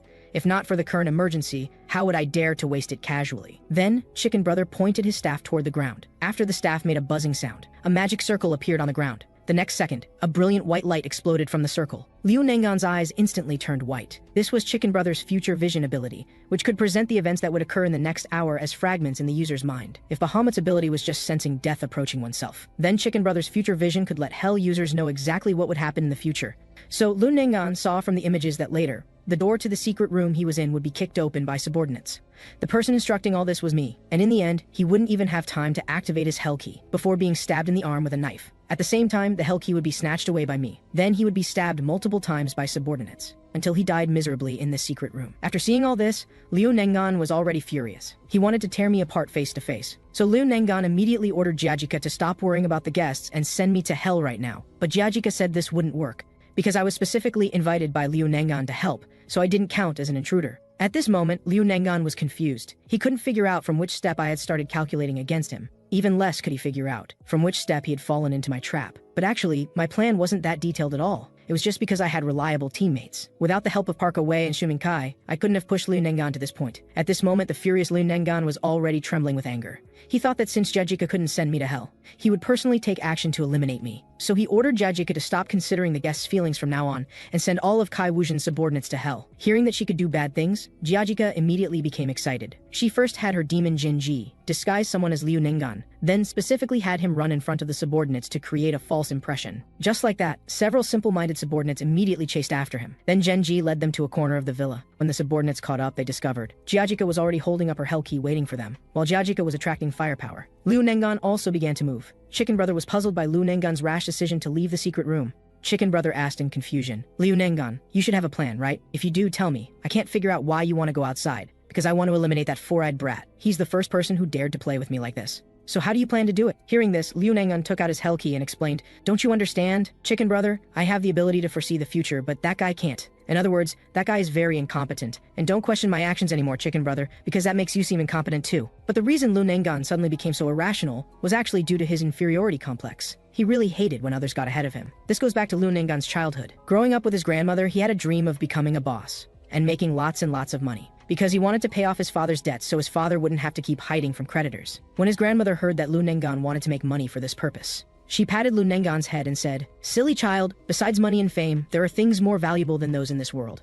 There are many things in this world that money can't buy, so you must remember not to be like your father, always thinking about getting rich quick and going down the wrong path, only to lose everything in the end." However, little did grandmother know that these well-meaning words would later be considered nonsense by Liu Nengan. Later, when Liu Nengan accompanied his grandmother to the hospital, she was diagnosed with a disease requiring surgery. But the surgery cost an astronomical 170,000 yuan. Grandmother immediately shook her head and decided to give up treatment. So after returning home, grandmother stayed bedridden and passed away less than a week later. What was even more tragic was that after Liu Nengan had his grandmother cremated at the funeral home, he couldn't pay the various procedure fees. The director actually planned to take away grandmother's ashes. Seeing this, Liu Nengan used all his strength to try to hold on to the box, but accidentally dropped it, causing grandmother's ashes to scatter all over the ground. From that day on, Liu Nengan began to change. When he was at school and had nothing to eat, he would only eat instant noodles donated by classmates. With no home, he lived on the rooftop. But living there, he was most afraid of rainy days, because when it rained, he would get soaked. Later, when Liu Nengan was working, he put up a piece of paper on the wall with the words, "Don't let others look down on you." This phrase always motivated Liu Nengan. Even if he worked late into the night until his nose bled,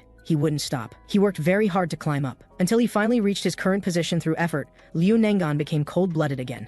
When the neighboring company boss's son specifically came to ask him for a loan, he directly kicked him away, because Liu Nengan deeply hated those people who were clearly incompetent but climbed above him early due to birth or luck. He believed these wastes should all die. And coincidentally, that afternoon, Liu Nengan met Chicken Brother. "Human, Don't you want to eliminate those people you hate? From that day on, Liu Nenggan's incompetence hell was established. Back to the present, Liu Nenggan had already found me.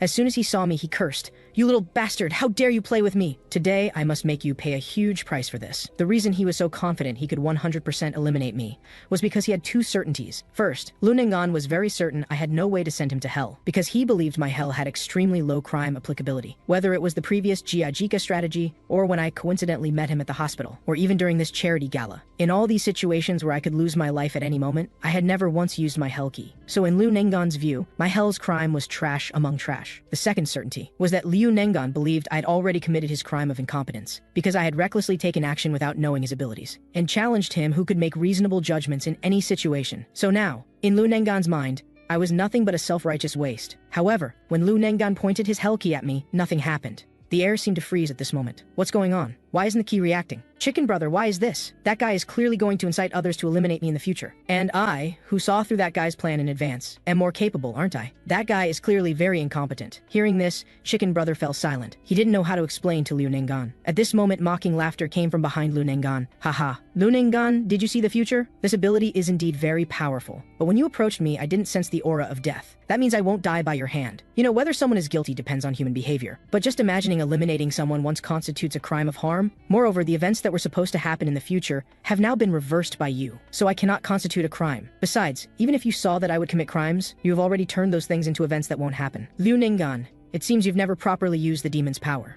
Hearing this, Liu Nenggan was stunned on the spot, because everything I said was right. After all, the Chicken Brothers ability can only be used 3 times within a year, so Liu Nenggan had been very precious about it for the final battle, and today was still his first time using this ability. But Liu Nenggan, whose underwear had been completely seen through, was still being stubborn. So what? You can't send me to hell either. However, the next second, Liu Nenggan was slapped in the face. My hell key had already reacted, and I didn't hesitate. I directly turned the key and opened the betrayal hell. Seeing this, Liu Nenggan still wanted to escape, but the gates of hell had already opened behind him. Before dying, Liu Nenggan shouted unwillingly, "This is impossible. I clearly made the best choice every time." Hehe, that's exactly why you're going to die, because you with your short-sightedness could only see the best choice in front of you, and you betraying me should be a matter of course, right? As soon as I finished speaking, countless tentacles emerged from within the gates of hell and went straight after Liu Nenggan. Before Liu Nenggan could even react, countless tentacles had already wrapped around him tightly. Just like that, Liu Nenggan was successfully sent to hell by me, and the moment the gates of hell closed, the Chicken Brother also began to gradually disappear. Ha ha ha, well done. Human, although the biggest trouble has been resolved, now is not the time to celebrate, because this charity dinner still needs some cleanup work. The guests invited by Yuman Han, and the members of Kai Wuzhen's violent organization, as well as Gagaka and Park Away. The situation involving them hasn't been resolved yet, so I must put on another act for this. I first used my hand to scratch my throat to deliberately make my voice sound deeper. Then I called the police station. "Help, help me! The underworld has broken into a private party scene and killed people." Hearing this, the police officer on the phone quickly asked me for the detailed address. And the reason I worked so hard to deceive the police to do the cleanup work had 3 reasons in total. The first was to quickly sort out the current chaotic situation, to disrupt Kai Wuzhen and Gagaka's subsequent plans in advance. The second reason was to reduce Kai Wuzhen's violent organization members here. After the police's 2.5 minutes of joint siege, almost all of Kai Wuzhen's subordinates were caught. Of course, the guy possessed by Gelu Binbo was the same. But at this time, Gelu Binbo suddenly started to resist, through his ability to possess human bodies. He directly transferred to the police officer who was escorting him. After a series of convulsions from the police officer, Gelu Binbo successfully took over the police officer's body. But what he was most worried about now wasn't the caught subordinates in front of him, but Kai Wuzhen's safety. Thinking of this, he hurriedly ran toward the car where Kai Wuzhen was. And this scene was perfectly captured by the surveillance cameras under my watch. So I immediately notified Zhu Mingkai to leave Kai Wuzhen. Then Zhu Mingkai removed the Bluetooth earpiece from Kai Wuzhen's ear. Before leaving, she specifically told Kai Wuzhen, "Liu Nenggan has been taken care of. My mission is complete. See you next time, beautiful sister." Just as Zhu Mingkai left, Gelu Binbo got in the car. At this moment, Kai Wuzhen suddenly felt some inexplicable fear in her heart, because from her perspective, I was actually able to send Liu Nenggan to hell without breaking a sweat. So now I had become a dangerous person in her eyes. Meanwhile, I was destroying all the surveillance recordings inside the villa. Not only did I tear out all the data cables from the surveillance system, I also smashed the monitors. Finally, I took out a fire extinguisher and sprayed all the places where Liu Nenggan and I had contact. The purpose of doing this was simple. Once the police knew what happened here, they would definitely conduct a large-scale search for hell users. After finishing these things, Bahamut and I also prepared to evacuate. On the other side, Gagaka was in trouble. At this time, she still didn't know that Liu Nenggan had been sent to hell and could only mix in with the crowd looking for a chance to escape. Just then, someone suddenly patted Gagaka on the shoulder. It turned out to be a police officer, who said he was specially here to escort Gagaka home. Hearing this, Gagaka didn't think much about it. With the thought of going home to sleep first, she got in the car. But she didn't know that sitting in the car was actually Park Awe. And this was exactly the third reason I called the police. Park Awe could use his detective identity to perfectly transfer Gagaka. Just like that, the car drove for a long time. Only then did Gagaka realize this didn't seem like the way home. When she looked carefully at the driver, she realized she had been completely fooled. She remembered Liu Nengan telling her that this red-haired detective was also a hell user. So Gagaka felt more and more that something was wrong. She simply planned to jump out of the car and escape while Park Awe wasn't paying attention, but found that the car door wouldn't open no matter what. Haha, at this time Park Awe laughed. Do you think a police car is a taxi where you can just open the door anytime? Sit tight. Hearing this, Gagaka was very unconvinced and wanted to use opening the gates of hell to force Park Awe to stop. Go ahead and open it then, little girl. This game has entered the second half. Do you think that kind of threat works on me? If you don't want to open it, then I'll open it. You don't think that after sending so many people to hell, you're completely innocent, do you? If you want to live a little longer, shut up and sit tight. If you dare to make trouble again, I'll send you to hell immediately. Having no choice, Gagaka had to compromise. Later, at a guest house several kilometers away, Park Awe stopped the car, and I had been waiting there for a long time. Now it was time to deal with Gagaka. When Park Awe opened the car door, Gagaka flew straight out from inside, immediately knelt on the ground begging me not to kill her, and said that as long as I didn't kill her, she would do anything. Then I adjusted my tone, and squatted down, said to Gagaka, "You should also know that Liu Nengan went to hell, right? If you still want to live, you need to prove your usefulness. Yes?" I planned to temporarily use Gagaka. After all, her violation hell was perfect for defense, and her demon Genji could not only be used to confuse enemies in the future, but also to create the perfect fake death phenomenon. So just like that, Gagaka temporarily became my tool. On the other side, on a high-rise building near Liu Nengan's cocktail party, a demon was watching below. "Jenny, the police are here. Looks like it's over." In front of her, a girl wearing a hat was fiddling with an easel. "My dear partner, upper-class demon Sumama, who do you think won?" Jenny was exactly the foreigner that Shu Mingkai had observed before. It should be Liu Nengan who lost, although he was said to be the strongest competitor before. If he had won, he wouldn't have called the police, because even if cleanup was needed, he would have found a security company, not chosen this method that could easily expose his secrets. So did that gang lady boss win? No. If it were her, her own people definitely wouldn't be abandoned like now while she escaped, so it's a third party. Oh ho, Jenny, you're really smart. So our target is him? After all, he's such a strong person. That's right, before that guy messes up the situation I've set up. Let's send him to hell. In a room, Zheng Zongshe was currently curled up on the ground. I know you're covered in wounds right now, but hiding at home like this isn't a solution. I'm tired of it, whether it's Liu Nengan or the organization. Look at me now. I have to hide in my room and order takeout. I signed a contract with you because I hated those colleagues at the company. This isn't the life I wanted. Faced with Zheng Zongshe, who had completely lost his fighting spirit, his contracted demon was now also helpless about the choice he had made back then. The sound of a doorbell interrupted their argument. Zheng Zongshe thought it was takeout and shouted to just leave it outside the door, but the doorbell kept ringing more frequently. Damn it, can't you understand human language? I already said to leave it outside the door, but when the door opened, a shocking scene appeared. Standing in front of him was actually a child and a demon. Hi, hello there, I'm Song Mingyu. With this, all 12 Hell users have assembled. After the end of Liu Nengan's strategy battle, the Blood War fell into unprecedented peace. Park Awe worked as usual every day, even dozing off at work. Gagaka and her demon Genji were comfortable and at ease at my house. Shu Mingkai went out daily to search for Hell users. Song Mingyu went to school every day like an ordinary child. Kai Wuzhen continued her black industry business. Jenny was still carrying out her unknown schemes, and I exercised and ran every day. The reason it became like this was because no strong players appeared who could shake up the situation. Although it's easier to target others' weaknesses when many players exist, as the game progressed to this point, everyone had gradually become familiar with and understood the rules of this game. They also understood the principle that being reckless would make them targets for others. In other words, the current situation could be summarized in one word: stalemate. Lucifer, observing the situation, felt a wave of boredom. A figure gradually appeared behind Lucifer. Haven't you already anticipated part of this, Lord Lucifer? The one who appeared was exactly Lucifer's assistant, the ultimate demon Tamego Wall. Games with many players are like this. Not only do alliances always appear, but there's also a tendency to only want to maintain the balance of power. Recalling the death game I participated in 700 years ago, it wasn't like this. The tension where you couldn't relax your guard for a moment, the unhesitating killing, that's what I, Lucifer, expected. Then you can come up with a way to break the deadlock. Please summon that human and let this game fall into a fierce state. The human who was the core of the alliance was persisting in physical training. Human, you've been jogging whenever you have time lately, don't you feel tired? It was this extra stamina that saved my life when I encountered the man-eating demon. I don't know what kind of hell users I'll encounter in the future, or what kind of demons with what abilities, so this is the only thing I can do right now. Well, I don't know whether to call you diligent or cautious. Speaking of which, how's the situation inside hell? Are any of the guys we sent in trying to escape? Of course there are, especially Liu Nengan. But you and I both know, the hell you designed has no escape route at all. After all, you're an excellent genius designer. There's not even a sign of it being breached. So you don't need to worry. No matter who it is, no one can escape. So now, human, let me ask you another question. How long do you plan to maintain this alliance? We've reached the mid-game now. Maintaining the alliance is no longer possible. And if emotions develop, it becomes even more troublesome. Those guys might even prioritize eliminating you. That Bahamut, don't worry, I'll decide this matter. Since you're my partner, choose to trust me. I trust you, of course.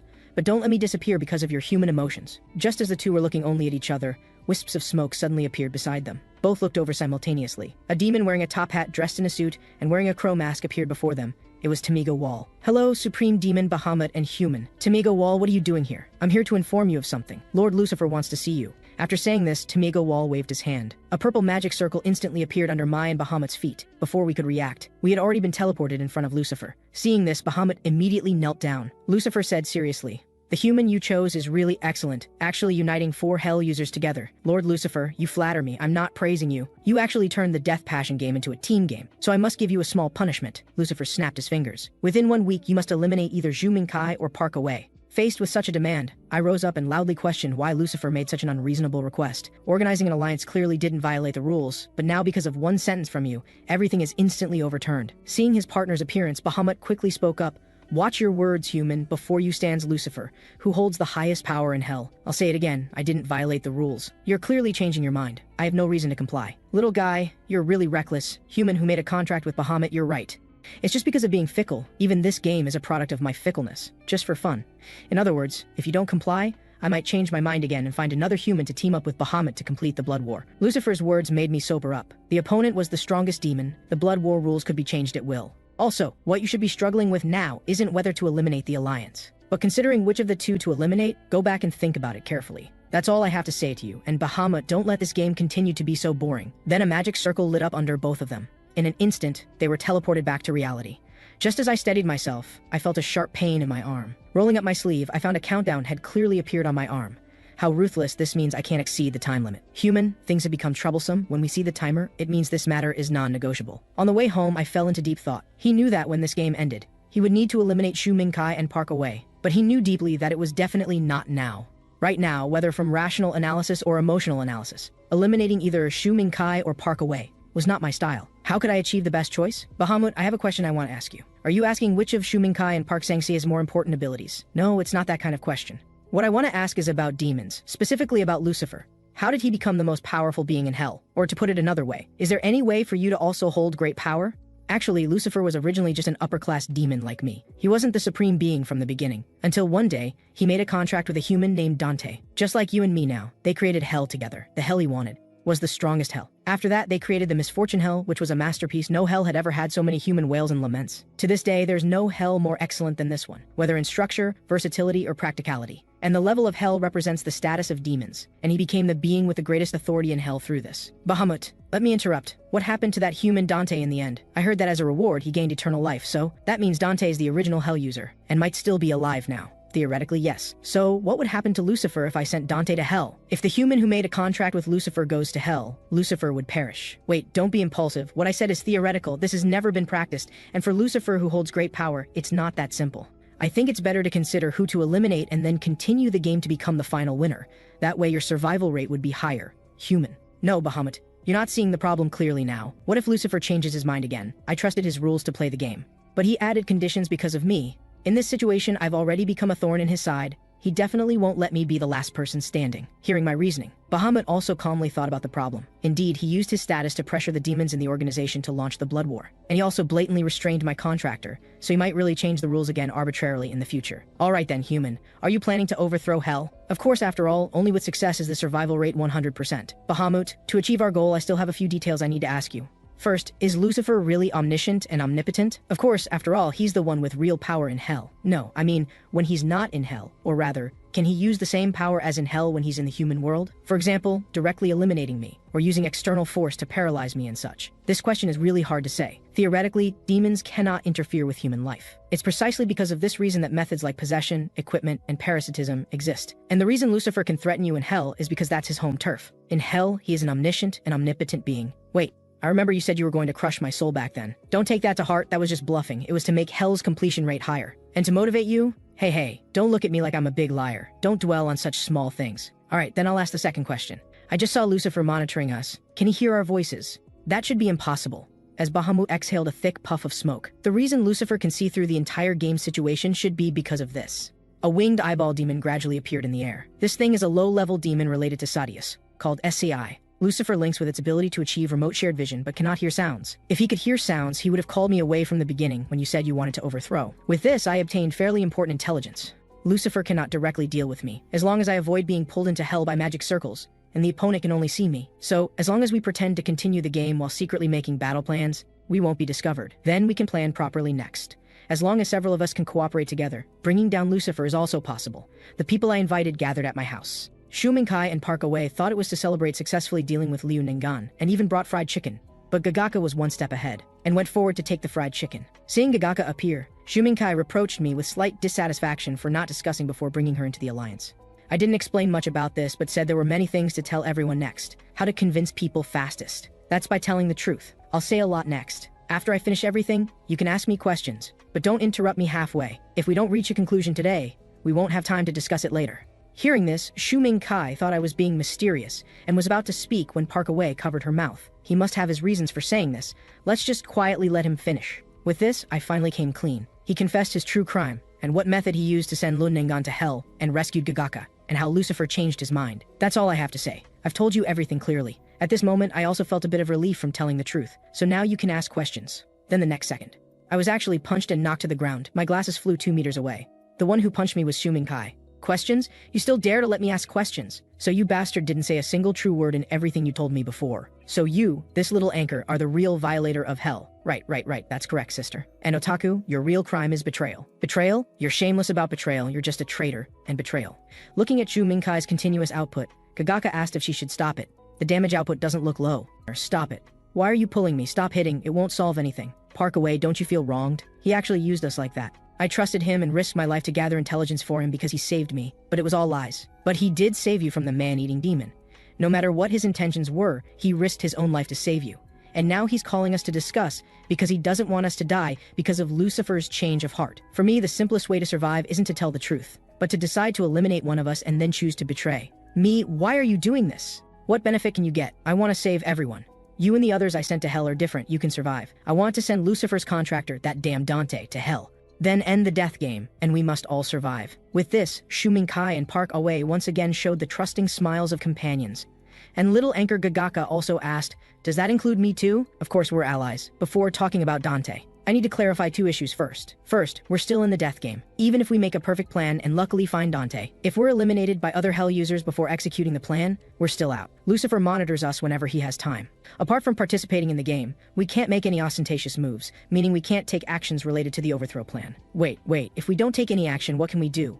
Other hell users will interfere. Lucifer will monitor us, so what can we do? There's a way to solve both variables at once. Besides one person investigating Dante, the other 3 need to quickly find 2 hell users and eliminate them. After that, we only need to watch out for Lucifer. But how do we deal with Lucifer's surveillance? If we play a more interesting hide and seek with the remaining 2 people and play it interestingly enough, would Lucifer still notice us secretly preparing materials? I guess not, because he's a pleasure-seeking, fickle person. Although the remaining time to fight other hell users is important. But finding Dante is more important. Therefore, Shu Mingkai, your role is very important. Help us find Dante. We'll act as bait fighting other hell users to ensure Shu Mingkai can complete her mission smoothly. What do you all think of this general plan? The plan is fine, but I don't know if it can be realized. As long as it's a problem assigned to me, I'll definitely complete it with all my strength. I have to say, the relationship between Shu Mingkai and me seems to be getting more and more ambiguous. You once saved my life, so I'll entrust this life to you too. With this, the battle plan against Lucifer reached consensus. Wait, who allowed you to start like this? Are you all crazy? You actually want to betray Lord Lucifer. That's right, all the demons actually appeared at this moment. The socially anxious Genji craftsman, big-eyed Sadius, muscular manga. You see, it's not just me, everyone thinks so. Human, don't worry, let me handle this. At this time, Bahamut stepped forward. You're all upper-class demons with wisdom, let me convince you with straightforward reasons. No matter what reasons, we won't betray Lord Lucifer. If the blood war continues, the final result will be that Lucifer won't spare us. The game is already more than halfway through. Genji craftsman, don't you understand yet? These words immediately shocked Genji, and Bahamut continued. Although that guy is interested in leading the next generation of hell, but he's also using the current game to eliminate upper-class demons. Except for one guy who can survive in the end, the rest will all perish. But it's also possible that my human survives to the end. Genji craftsman retorted unwillingly. This immediately made Gagaka panic, because she had already seen me take out the hell key. Genji craftsman, the one who survives in the end, definitely won't be your human. And you too as well. Clearly there's a way for everyone to survive, won't you try it? Are you just going to wait to die in the end? Lucifer has held power too long, and to maintain his absolute authority, he's even forced us who worked hard for him into a desperate situation. And you upper-class demons have worse judgment than a human. Bahamut's words made the three demons look at their partners, and their partners nodded in response. Manga spoke, "This is an unprecedented action. The possibility of success is really small, but Bahamut's human always manages to win against the odds. This time you must create a miracle too. I don't want to die miserably." The big-eyed cute Sadius waved his tentacles in agreement. Just like that, humans and demons reached unprecedented consensus, and I began full-scale planning. The one-week deadline battle plan was about to begin. I first used the assets my father left behind to book various hotels throughout the city, booking double rooms for 7 consecutive days. Gagaka's first task was to pretend to be a couple with me, making the double room bookings seem more reasonable. And I wrote both Gagaka's and my own names on the reservation list. Because of this operation, I could turn the rooms into traps while also creating safe zones. Because within 1 week, these rooms all belonged to Gagaka. Once we encountered tailing or dangerous situations, we could arrange for Gagaka to prepare to activate Hell nearby. This was a way to use Gagaka's ability to drag Hell users who fell into the trap to Hell. The next step was to confirm targets. Among the remaining 3 Hell users, one person's identity had already been grasped, and Kai Wuzhen's identity was most suitable for Parkaway to handle. From the many gang members caught in Lumnengan's strategy battle, getting more information about Kai Wuzhen should be easy. And Shu Mingkai, who had direct contact with Kai Wuzhen, also drew a reference image. Parkaway also came to where the arrested gang members were held according to the plan, preparing to pry open their mouths with the method of making merit to atone for crimes. Then Parkaway also needed to use his identity to investigate the foreigner's identity that Shu Mingkai had observed. And Shu Mingkai also drew some reference factors based on what she had observed at the time. For this task, Parkaway also took it on. He had juniors in both airport security and police, who would help with this favor. With his junior's help, Parkaway successfully locked onto the target's identity, and even took a video. Facing the extremely excited junior, Parkaway also used his charm,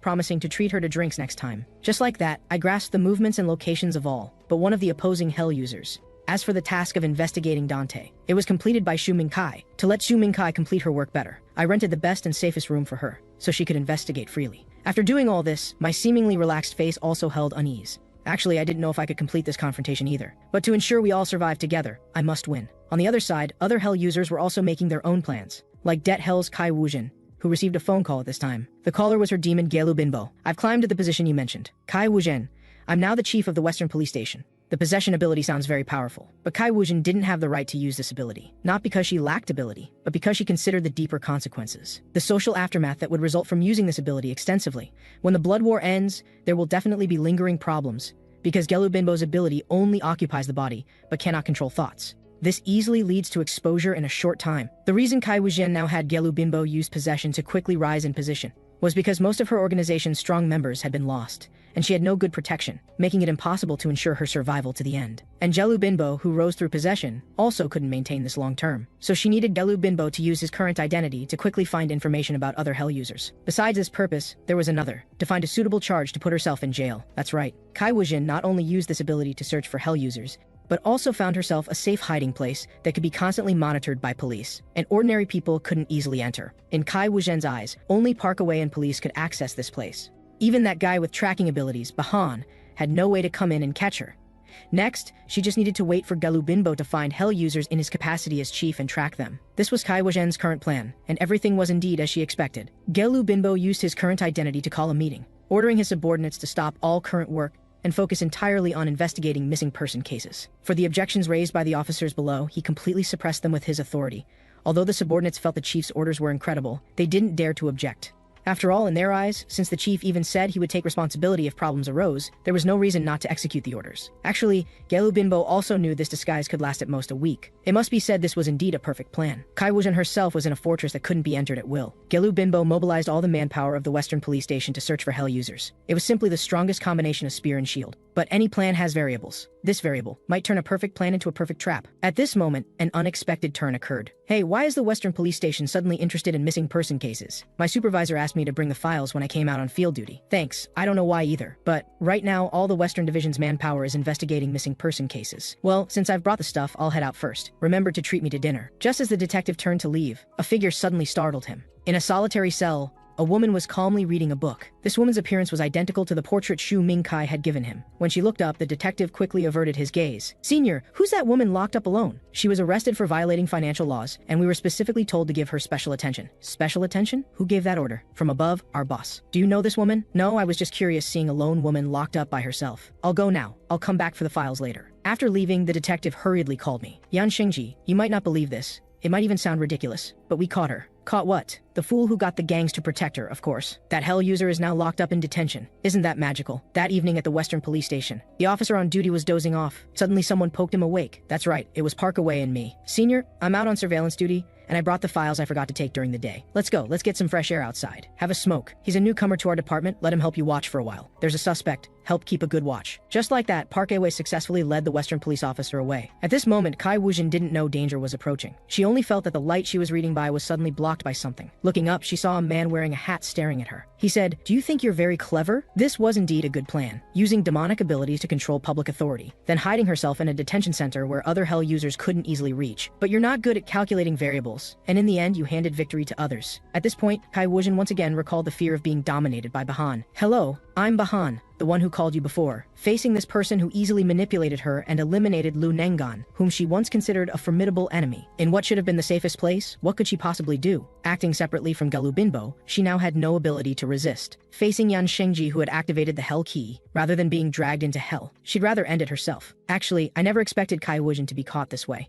As for the activated Hell Key, it was actually fake. A 3D printed toy with added lighting, meant to threaten her, though crudely made. Given Kai Wujin's current psychological state, she probably couldn't tell. Seeing Kai Wujin about to end herself, I quickly spoke, "Don't get excited. I have no intention of sending you to hell right now. This is just to scare you." Scare me? Of course. Your demon can possess humans at will, right? Tell me the limitations, frequency, conditions. Why should I tell you? I'll say it again. Tell me the limitations, frequency, conditions. The current Kai Wujin was a very useful trump card for me. How could I easily discard her? Seeing this, Kai Wu had no choice but to speak. The condition for use is that the possessed person must touch the body of the next person to be possessed. The limitation is that only one person can be possessed at a time, and transferring to another person requires a day's time. If forced possession occurs, the possession duration will be shortened. There's no limit on usage frequency. What luck! This is the most versatile ability among all demonic powers so far. If this ability is used to possess superiors or management, not only could I eliminate the other two hell users in the remaining time, I might even obtain clues about Dante. So, Kai Wuzhen, I want to have a proper talk with you about why you participated in this absurd death game. The current situation left Kai Wuzhen completely at my mercy. After a brief silence, Kai Wuzhen said, "I'm doing this to protect my hell." Your answer means there's someone very important in your hell. My father is trapped inside. The father who made me this way. We're the same in this regard. After I created my hell, I also dragged my father into it. Undoubtedly, this statement subtly brought Kai Wuzhen and me closer. But now I'm different from you. I'm not trying to protect hell.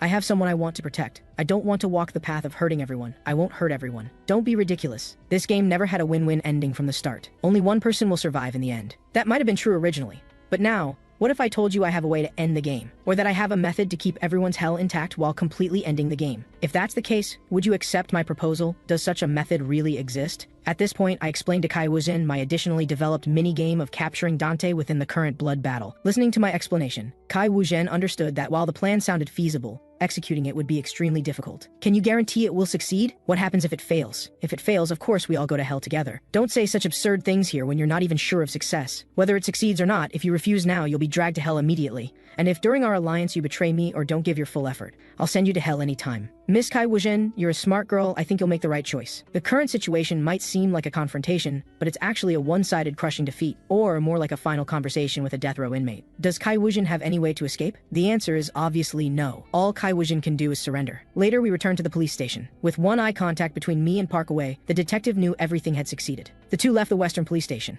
I said, from now on, Kai Wuzhen will use the police chief's identity to investigate hell user intelligence and report it all to us. That's really great. Kid, don't you have something to say to me? If you want to thank me, say it out loud. Don't be shy. At this point, our team was finally assembled. Me as the main planner, Shu Mingkai for finding Dante, Yu with convenient identity, Gaga Ka for confusing enemies, and Kai Wuzhen with more comprehensive functions.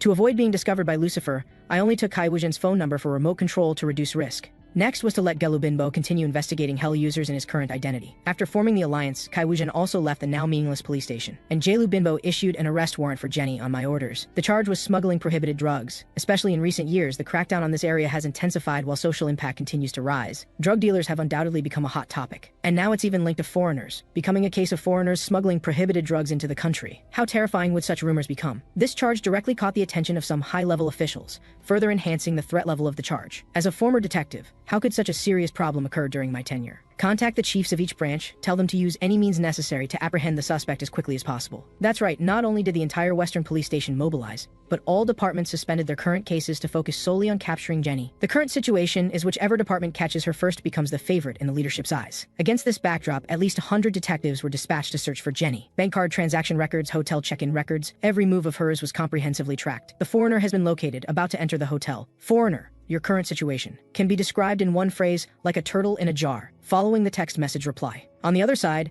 Gelu Binbo also issued orders. Enter immediately. Remember to work together in the arrest. A full 14 detectives participated in the operation. As the door opened, everyone rushed in. Jenny, you're under emergency arrest on suspicion of carrying and distributing drugs. You have the right to a lawyer, but everything you say will be used as evidence in court. Jenny, who had just finished bathing, looked at the scene before her and what they were saying, feeling completely confused. Why was an arrest warrant suddenly issued? This must be a trap by Hell users. Is it a demonic ability? Or is there a high-level manager among the Hell users? Either way, let's escape this crisis first, Sumama. The crowd, unable to see the demon, thought Jenny had ingested drugs and was hallucinating. Jenny saw the Hell key on the bed. Without waiting for anyone to react, she lunged for it, and Sumama activated her ability. Sumama's power could be said to make the impossible possible within range. It could be called the ultimate move to overcome the greatest crisis. It could also be understood as simultaneous enhancement and limitation of abilities. The original method for opening Hell's gates was standardized for all players. First, a distance limitation of about 8 meters. Second, a limit of 8 people to be pulled in. Finally, the user must know that the target's sin corresponds to the hell they can open. Theoretically, if any of these 3 conditions aren't met, normal use is impossible, but Sumama could change them. Jenny, now's the time. Jenny grabbed the Hell key and instantly activated the Hell of Ignorance, opening it. Sumama's modification weakened the pulling range to 2 meters, enhanced the number of people pulled into 14, allowing her to complete the pull in one go. You people have committed the sin of ignorance. You don't understand my situation, nor do you understand why your superior sent you to arrest me. So I'm sorry, you're all going to hell. A Japanese-style gate appeared out of nowhere in the room. Countless hemp ropes extended from the gate, directly pulling everyone into hell. After doing all this, Jenny lay on the bed drenched in sweat. You calculated the enhancement and limitation so quickly. You're amazing. Truly my partner. Thank you for your hard work. We need to leave quickly. As long as the arrest report isn't submitted, they'll send more people. Let's go to the underground parking garage first. Then we'll investigate who exactly gave such an order. On the other side, feedback from Gelu Binbo arrived. Looking at the message content, I was filled with disbelief. According to the corrected notebook Park Awe had given earlier, Hell could pull in at most 8 people simultaneously. The surveillance showed Hell was indeed opened. So how did she manage it? Ability. Demonic ability. Only this could explain it. Human. Do you have a countermeasure? Multiple humans, and detectives at that, disappearing simultaneously would definitely make ordinary people suspicious. Won't the game itself face the crisis of exposure or coming to light? That's right. Word will definitely leak out. In that case, there's really no need to try to stop it. Under Bahamut's puzzled expression, I called Gelu Binbo and told him something. Gelu Binbo also asked in disbelief, "Are you sure you want me to release the news as you said? What exactly are you trying to do?" My response was only that incomprehensible smile. What? Can't you understand human language? Just do as I said. All personnel involved in the investigation mysteriously disappeared. The cause cannot currently be determined. Surveillance analysis has begun. You don't need me to write the headline too, do you? But why do this? Won't humans know about the death game? That's exactly what I want. Gelu Binbo, tell me, who will be most worried after the press conference? That would naturally be the death game players, the Hell users. Wait, you want to use this incident to lure out the remaining 2 Hell users? No, only one remains. Jung Chul is most likely already gone. If he were still alive, Lucifer wouldn't have come to me. Because 4 volts is a fair team battle. It's probably because losing one person created a 4 against 3 imbalance that made him so urgently want me to eliminate someone, because the unbalanced game bored him. Watching me analyze like this, Bahamut trembled even more. No wonder during recent meetings he always excluded the other person, always talking about the other 3 people. It wasn't because he felt that person posed no threat, but because he analyzed that the opponent had already been eliminated. Yan Shengji, you're not playing a game. You're restructuring the game. In any case, this is all to lure out the other person. If the opponent knows we haven't acted, while Jenny continues to be hunted by police, then he'll definitely act personally, to ensure he won't be exposed. Alright, I understand. Then I'll add some information to the press conference that only Hell users can understand. Just like that, Gelu Binbo held a press conference, directly causing widespread dissemination and impact. Faced with the explosive information in the news, foreigner, drug dealer, mysterious light, the bizarre disappearance of numerous police officers made this news reach unprecedented heights. Jenny's image was also perfectly presented through technology and widely disseminated. The result was exactly as I predicted. In the park, the unknown Hell user, elementary student Song Mingyu, fell into the trap. Watching the press conference content, Song Mingyu complained that the foreign lady's reckless behavior could easily expose the blood battle. The superior demon behind him also suggested why not just take action and eliminate her. Yeah, it's safer to just eliminate her directly. Let's go, let's catch this big idiot. Just like that, Song Mingyu began hunting Jenny. Thanks to the press conference's impact, citizens paid high attention to Jenny's whereabouts. Someone spotted her 2 hours ago. It's dusk now, she'll definitely return to her residence, so she must be nearby. Let's go. Now, everything began unfolding according to my plan. Even the most perfect plan has loopholes and obstacles. Just as I was about to leave, I ran into Park Owe. Park Owe's face was twisted with rage. Without waiting for me to ask, he grabbed me directly. Seizing my collar, he demanded loudly, "Hey, Yan Shengji, have you lost your mind? Brother, what's wrong? Speak slowly. What's wrong? Don't you know? You used detectives to capture the foreigner. Wasn't it reported that 14 detectives went missing? Doesn't that mean they were imprisoned in hell? Why did you drag ordinary people into this? They're all seniors I've met before, all good and kind people. Do you think it's reasonable to imprison good people in hell for life?" I quickly explained, I didn't know they'd be imprisoned in hell either. This was completely an accident. That person did something that could expose their identity to create an escape opportunity. The warrant was just meant as a tracking method. I never expected such a thing would happen during the arrest operation. After a brief silence, Park Awe calmed down considerably. We were both too hasty. Let's be more careful in the future. What you did was wrong. Using others as bait to survive is an act of injustice. I understand. Let's capture that foreigner ourselves. After we catch them, I'll let you personally judge them. I'm about to take action now. Though I couldn't prevent the accident, at least let's help them get revenge. Good, let's go. Let me judge them. But was this really as Yan Shengji said? Actually, I knew from the beginning that Jenny couldn't be easily arrested, and if she didn't surrender obediently, I'd use her to draw out the last hell user. I even knew that accomplishing this would require ordinary people to sacrifice their lives, because I knew I needed to save more valuable people and myself. So, I'm sorry. But besides that, I really don't care about anyone else. If I said this, you'd definitely be angry, though your meddling nature shows you're a good person. But your heart is too soft. Since everything is now ready, let's begin the warm-up game before the Dante strategy battle.